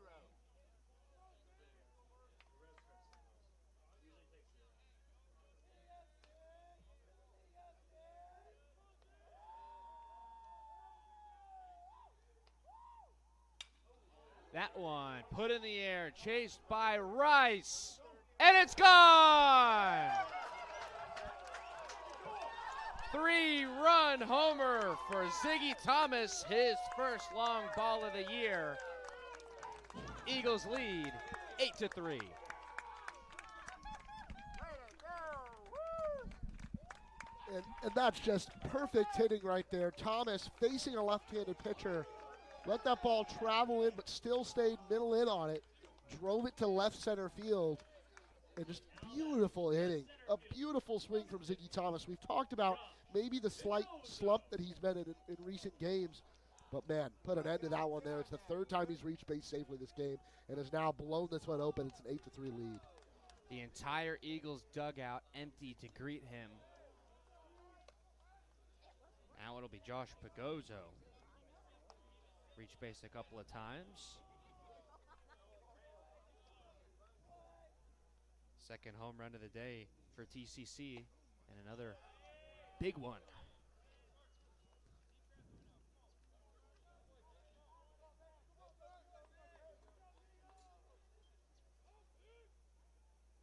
Of course, Gwynn and Smakowski.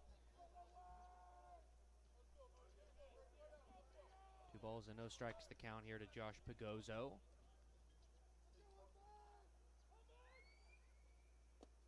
That one missing, and he will head on down to first base.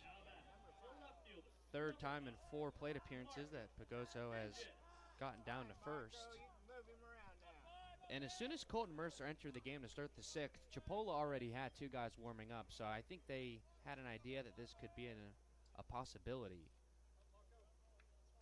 All right, Marco, it's your turn.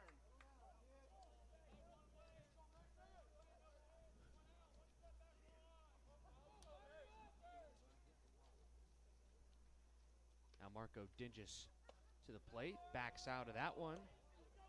Dingus today 1 for 3 with a double. Came to score on that Andrew Fernandez home run. I know I used the words it was blown open by that 3-run homer, but you don't want to leave any meat on the bone. You know how talented this lineup is. You've still got 9 outs to get here. That one up in the air. The second baseman drifts out into right field, and he makes the grab for out number 2. That was Clapp making the catch. So there's a lot of energy right now. You got to keep that up. You've got, at least a couple more trips left to the plate this game. You can do it again. And you just want to make sure you don't get too comfortable with just a 5-run lead. That was the first home run allowed by Colton Mercer in 16 1/3 innings. Has a 220 earned run average.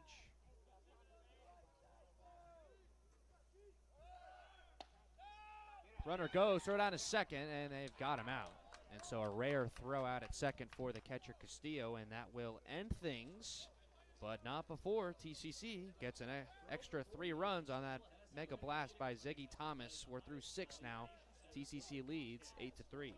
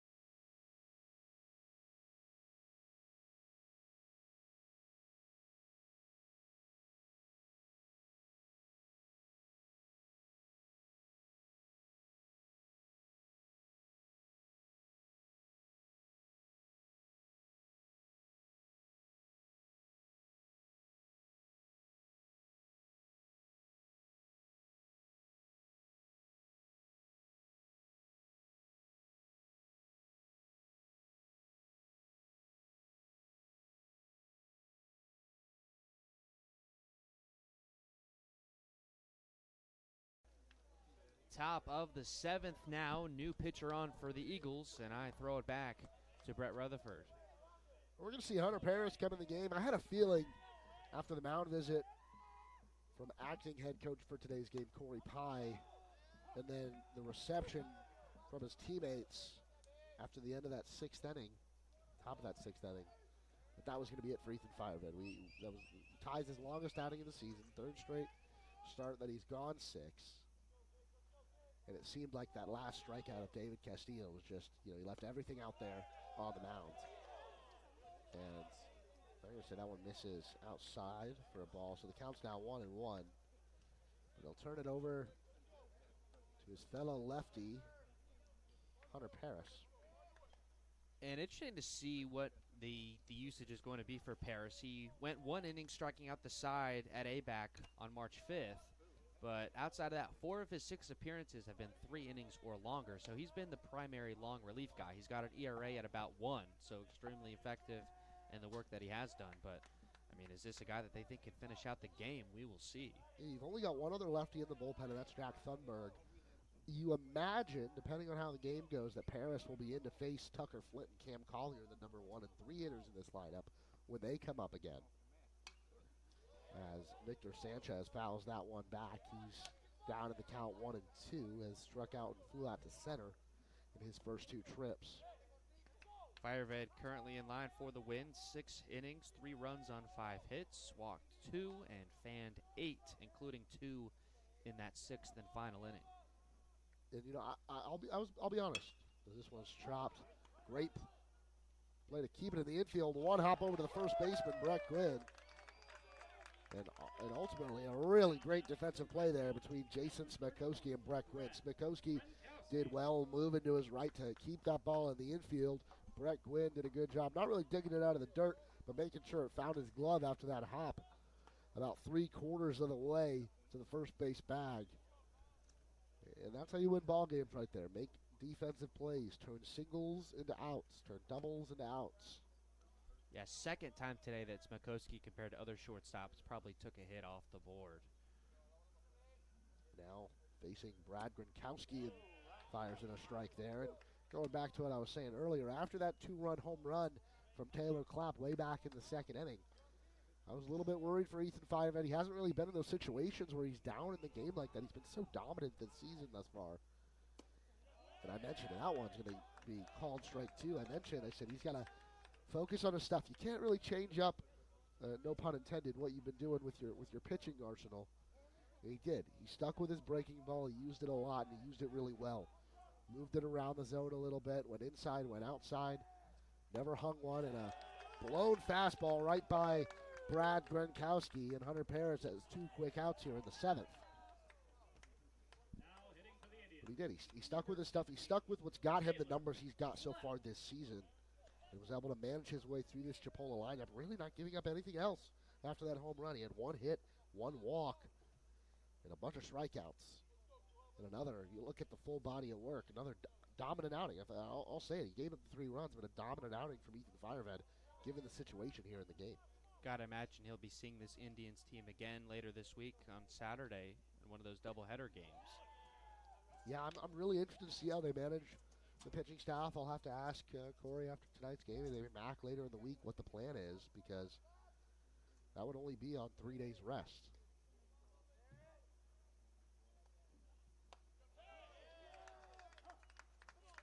I guess it would be 4 days rest.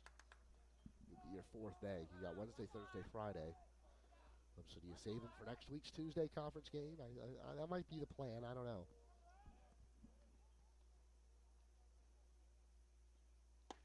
And Paris strikes out another one there. A 1-2-3 inning from him with a pair of strikeouts. We head to the bottom of the 7th. Eagles still leading 8-3 on ccceagles.com.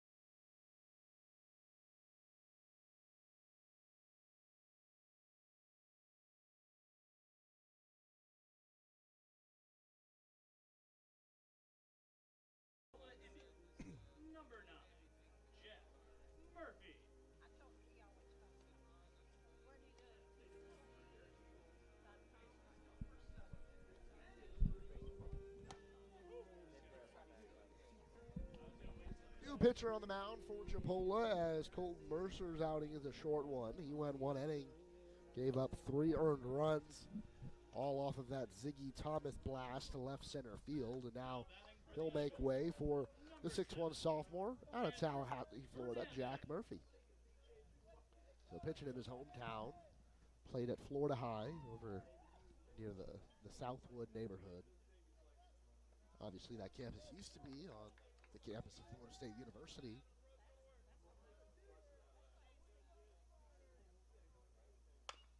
Fernandez chops one foul. Now where that campus used to be is, I believe, the Spirit Way parking garage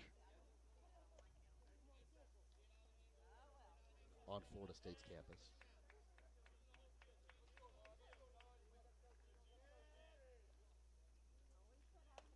Fernandez cuts and misses there. That's where David Ross, manager of the Chicago Cubs, went to high school. Couldn't keep Rossi in Tallahassee, though, as he played his college ball at Auburn and Florida. And hops right to the pitcher, Murphy. Tosses it over to Flint, and that'll be the first out. Now batting the catcher, number 2, Ethan Kreisen. Come on, Ethan, you can do it again. Ethan Kreisen stepping in for his 4th plate appearance. Was hit by a pitch back in the 4th. Came around to score a run. At that time, it was the tying run. All right, Ethan, here The you go. Eagles have added 5 to their tally since then. They're now looking for maybe some insurance here in the bottom of the 7th. They've got 6 outs to get. We saw Hunter Paris come in and really shine in relief. I think he'll be back out there for the 8th. No way to know for certain. This one misses high, so 2-0 the count to Kreisen.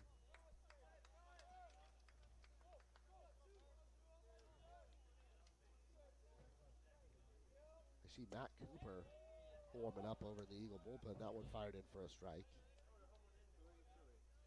Yeah, he pitched on Saturday for the first time in 3 weeks. He was the opening day starter, but now I think they're going to be working him back 1 inning at a time. A 5-run lead against really stiff competition. Maybe that's the landing spot they want for him here. We'll see.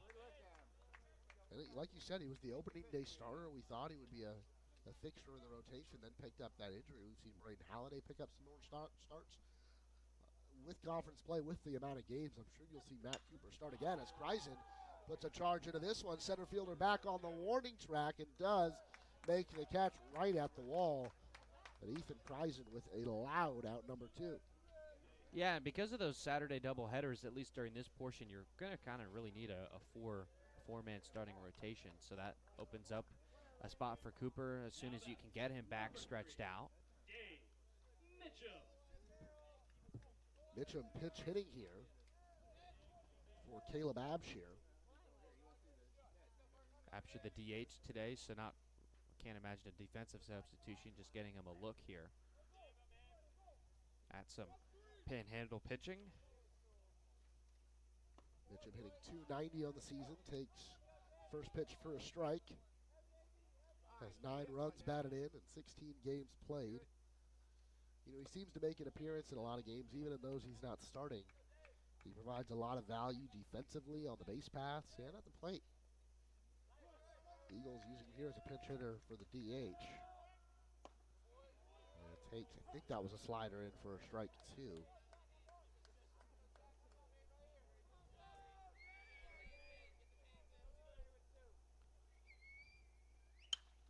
Now since this one high, first baseman back, second baseman and right fielder also converging on it. And it is Gronkowski. No, he drops it. They're going to say he was out of play. That was close to the right field line. I didn't get the best look at it as Coach Harrison was kind of blocking my view there. No fault of his, though. And Dave Mitchum will stay alive here.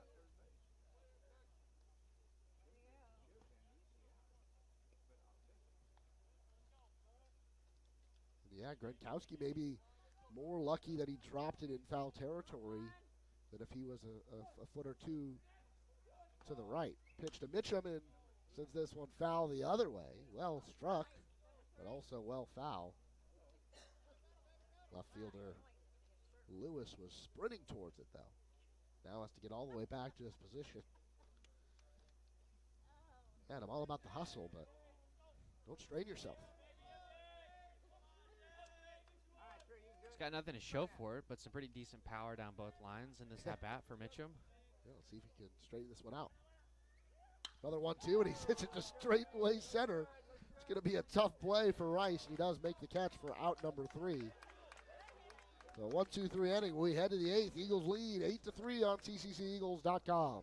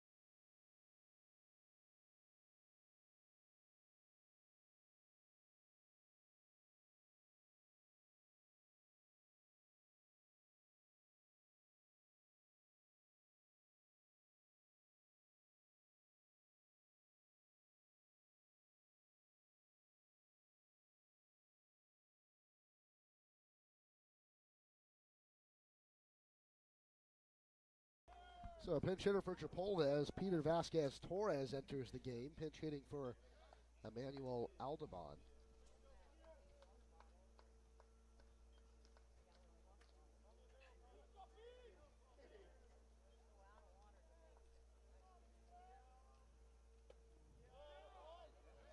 And that one misses for a ball. Paris back on the mound, and I'll throw it on over to William Hayes, taking over play-by-play duties. Thank you, Brett. Hopefully for the final time today.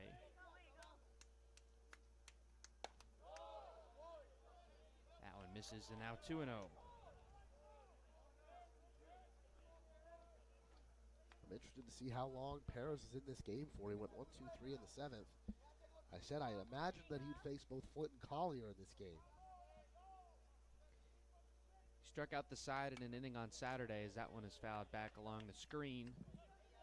But he's gone 4 1/3.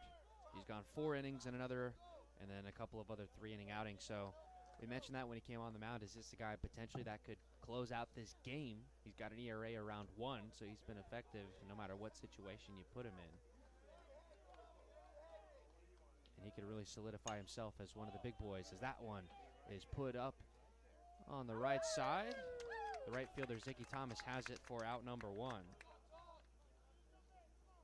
So the pinch hitter, Vasquez-Torres, cannot come through. And now we go back to the top of the order in Tucker Flint, who is today 0 for 3. A guy who's got an average of almost 400 and on base of almost 500, and he's been held off base all 3 times he's come to the plate.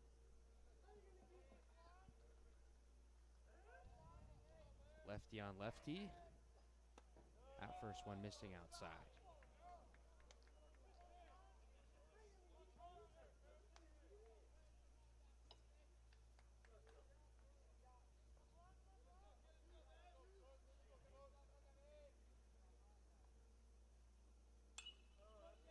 Foul ball.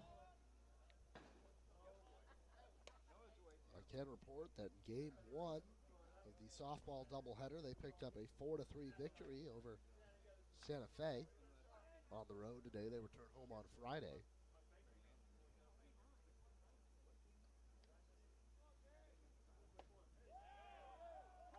Here's a fastball over for a strike. And now 1-2 goes the count to Tucker Flint.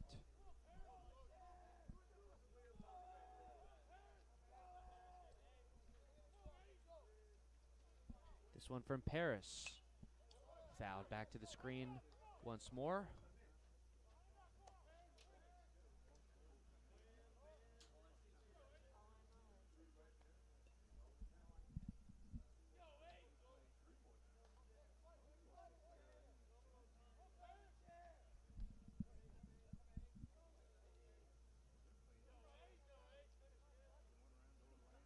Another 1-ball, 2-strike count.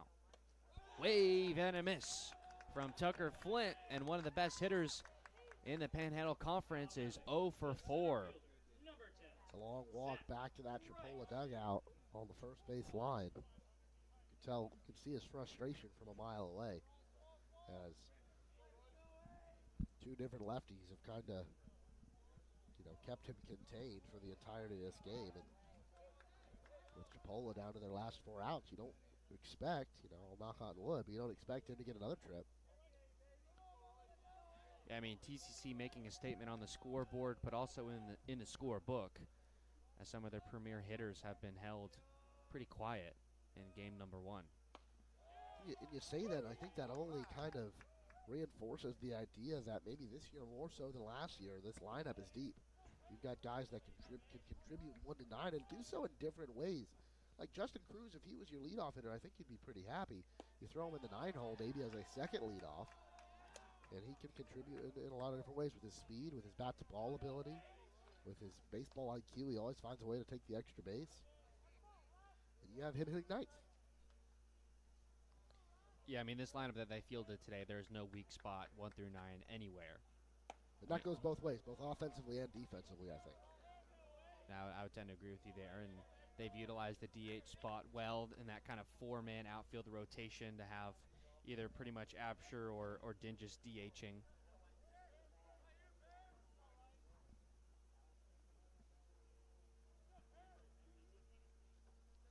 One, 2 upcoming to Zach Rice, 0 for 2 with the walk.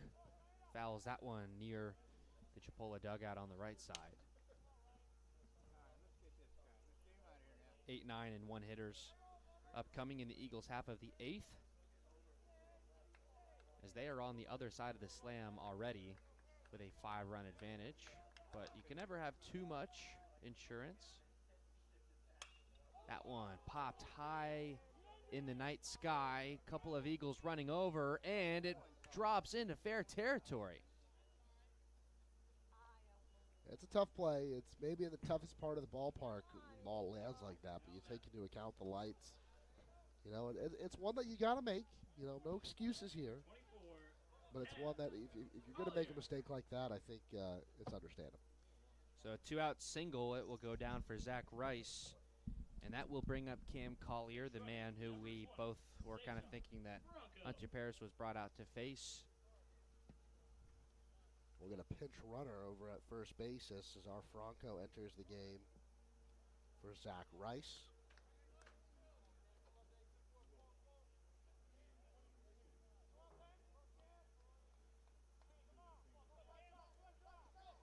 Lefty on lefty here. Runner on and 2 outs. Collier 1 for 3 with a couple of strikeouts.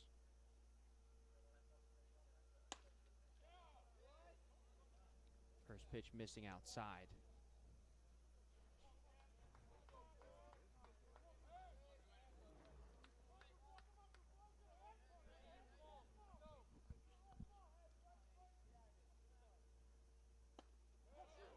That one drops in for strike 1.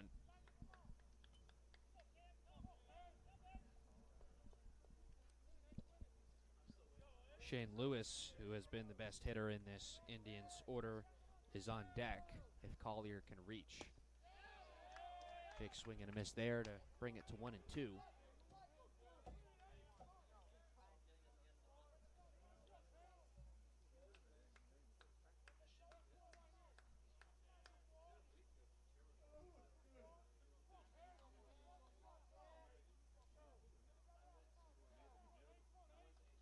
Hunter Paris looking to put an end to the top of this 8th inning.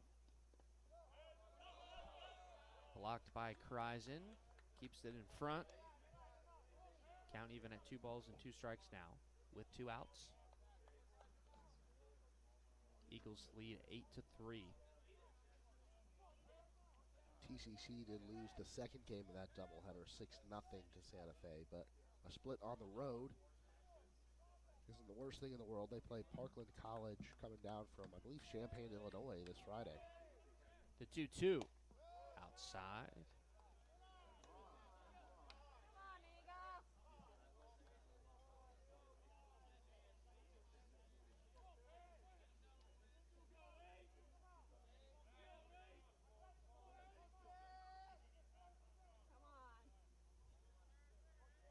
Runner will be going with a full count and 2 outs. So Gwynn backs out of the first base bag. Payoff pitch outside, ball 4.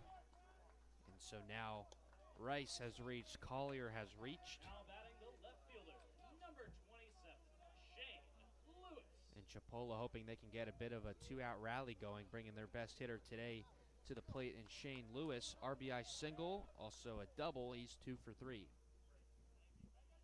So it will be Paris in to face Lewis.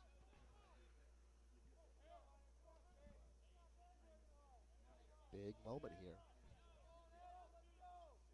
First one runs into him. Does not get a piece. As Kreisen dove to his left to bring it into the glove. Corey Pye going to come out and have a chat with Paris. Will it end with a pitching change? We will see.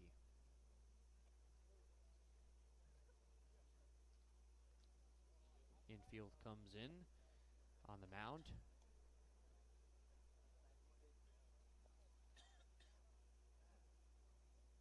Coincidentally enough, the other mound visit in this game that was for Ethan Fireved came in a 1-0 count as well. And Pye heads back to the dugout without getting the baseball. And so Hunter Paris will stay in. 1 ball, no strikes, the count to Shane Lewis.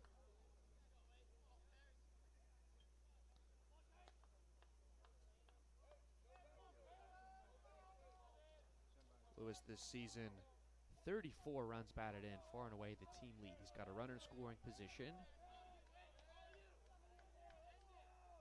The 1-0. That one dropped by Kreisen, gets away from him, but the runners are going to stay put.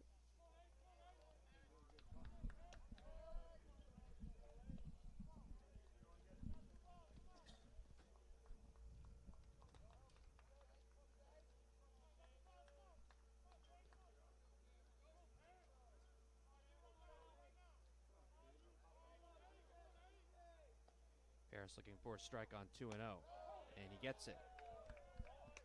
He had retired the first 5 men that he faced in the game, put the Indians down in order in the 7th, and got the first 2 outs of the 8th, no problem. Then a single for Rice. Cesar Franco pinch ran for him, and then Cam Collier worked to walk. He's got a 2-ball, 1-strike count to the cleanup hitter Shane Lewis.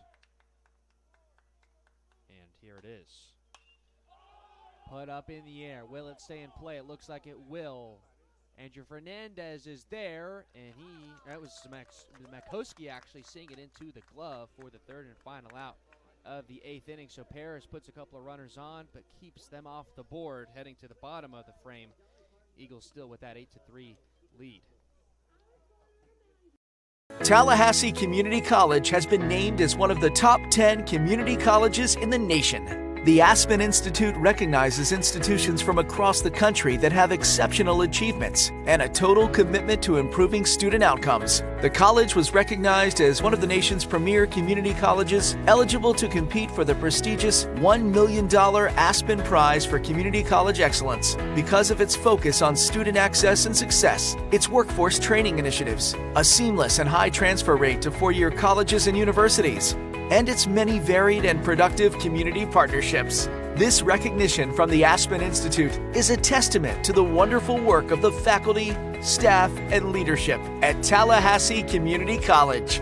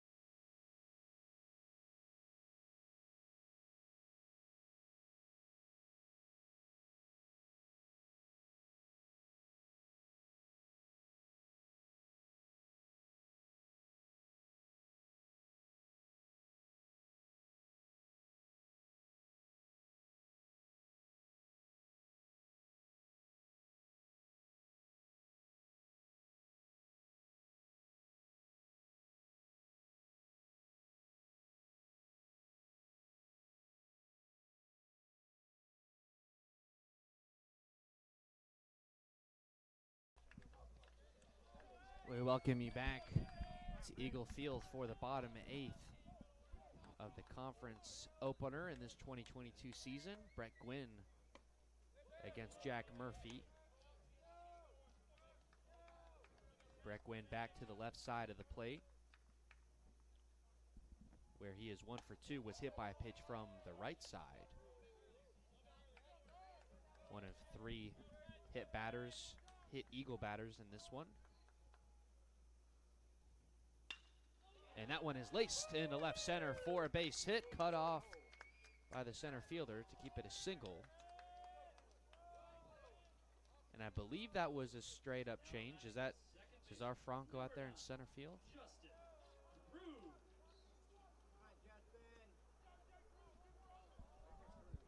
We left our binoculars at home, so impossible to tell. On my roster, I have number 20, and when he had his back to us, I could see that being number 20. We'll go with it. Yeah, I mean, I couldn't read that far, but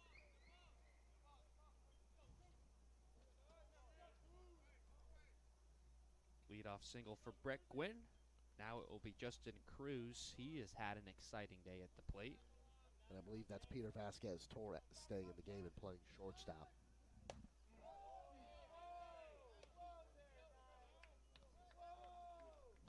For those of you scoring at home, this part of the schedule might not be a bad thing to do, as we are now in the thick of things. It's tough. I salute you with this camera angle. It's tough to score everything perfectly. We try to help you out when we can. Like, for example, when there's a 9-6 to 5 to 3 to 2 putout in the first inning, no less. That's why they brought in the professionals. That one fouled out of play.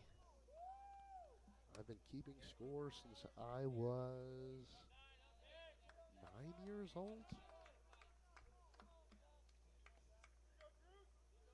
First game I ever scored was at Wrigley Field. Really? Yeah, they had the stand with the yearbook and the scorecard, and I figured, oh, I'll try it out. I used to do it at Rays games, at the Trop. I think the first place I did it was at East Bay Little League in Gibsonton, Florida. The humble beginnings of Brett Rutherford. Yeah. That one put on the ground to the second baseman. Clapp. He's going to go to second for 1 and first for 2. So I believe a 4-6 to 3 double play for Justin Cruz erases the leadoff single. I'll give any infield a lot of credit for turning 2 on Justin Cruz. You know how speedy he is. I've only said it like 4 or 5 times this game. And there was a crucial spot, I believe, in the last game that we called together where he was just narrowly able to run out a double play, and I think that brought in a run. It's also worth mentioning 7 of the 9 spots in the Eagle lineup tonight have hits. Makowski grounds one to the left side and out of the glove of Cam Collier. Gets all the way out near the wall, and so he's going to head into second base. Like I said, you want to keep the energy up. You've got a 5-run lead. You've only got 3 outs to get, but if you can add 1 more here, make it a 6-run game. Who knows? Maybe Ziggy Thomas gets a hold of another one. Make it a 7-run game. Pile it on these guys. You lost the season series to them 5-1 last year. You're in a really good position right now to start off with a 1-0 lead over the season against them this year and take first place in the Panhandle Conference. So unless I get any pushback from the press box, I'm going to put that one down as a 2-out double. Yeah, definitely. For Jason Smakowski. Yeah, I don't know if Collier even touched that one. It was hit way too hard for any third baseman to get close. Especially with his alignment during that particular at-bat. I mean, it was pretty much right down the line. Got Ziggy Thomas, who's 2 for 3, also drew a walk. He's got to be feeling confident in the box right now. That 3-run homer, as that one is put in the air. The left fielder coming in, and Lewis will make the catch for the third and final out of this 8th inning. A 2-out double for Smakowski, but the Eagles leave him there. 3 outs left to get with a 5-run lead. Tallahassee Community College has been named as one of the top 10 community colleges in the nation. The Aspen Institute recognizes institutions from across the country that have exceptional achievements and a total commitment to improving student outcomes. The college was recognized as one of the nation's premier community colleges eligible to compete for the prestigious $1 million Aspen Prize for Community College Excellence because of its focus on student access and success, its workforce training initiatives, a seamless and high transfer rate to four-year colleges and universities, and its many varied and productive community partnerships. This recognition from the Aspen Institute is a testament to the wonderful work of the faculty, staff, and leadership at Tallahassee Community College.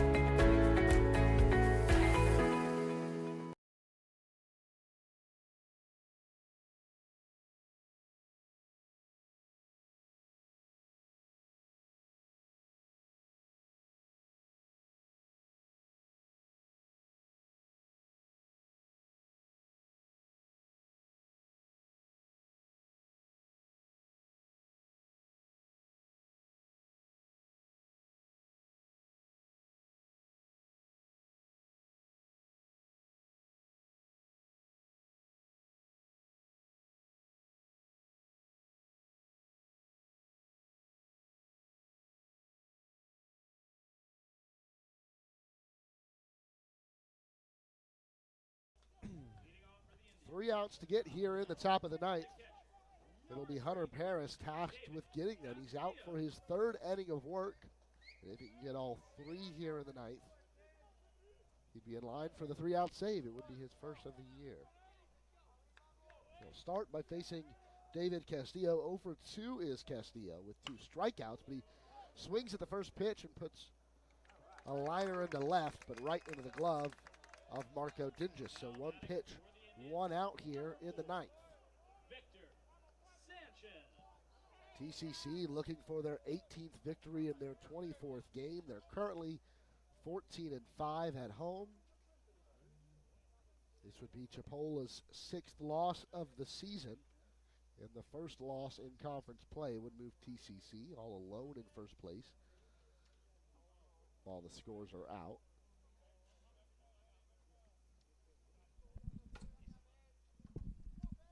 And that was not Marco Dinges. We did have a defensive replacement out in left field as Harper McClendon has entered the game. We've seen him kind of used in that spot before. I do like that defensive replacement. Dinges more than capable in left, but I think McClendon is a guy you like to utilize when you can. He can hit, he can pitch, he can run, he can play defense. Fastball misses high from Hunter Paris there.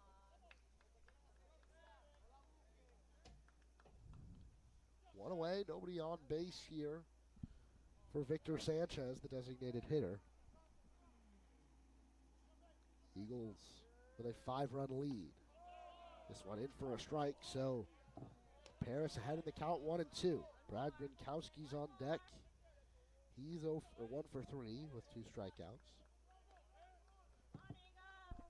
Paris with 3 strikeouts through 2 1/3 innings thus far. The 1-2 pitch. Swung on and missed. He struck it out. One more to get for TCC here in the Panhandle opener. Now batting for the Indians. Number 23, Kenya Huggins. And it will be a pinch hitter coming in for Brad Gronkowski as Kenya Huggins enters the game. I didn't even have Huggins listed as a position player on my scorebook. I think he does have at-bats, though, on the season. Only 3. And check swing, no go, says the field umpire.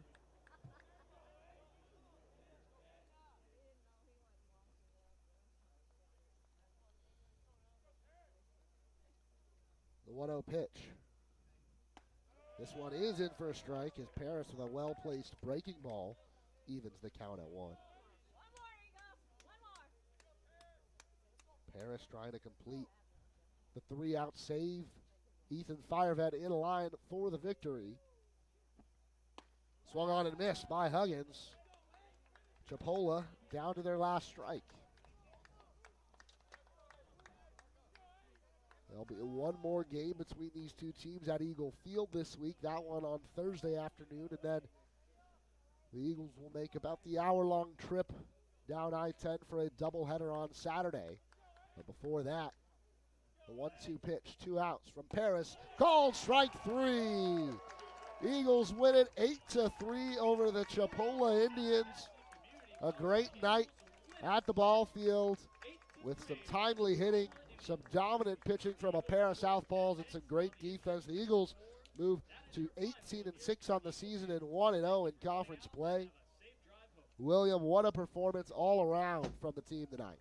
Absolutely, of course, the big hits, not only did they tie it up in the bottom of the first, but they tied it up again in the third. Time and time again, when Chipola was scoring and doing well, the Eagles offense had an answer. Those 2 home runs were monster. The 2-run shot from Andrew Fernandez, the 3-run homer from Ziggy Thomas to give them some insurance in the late stages. But the pitching was phenomenal as well. We mentioned it. Ethan Firevet cementing himself as the ace of this staff, absolutely gutting out 6 excellent innings, giving up 3 runs. And how about the 9-out save for Hunter Paris? He's been used in long relief all year.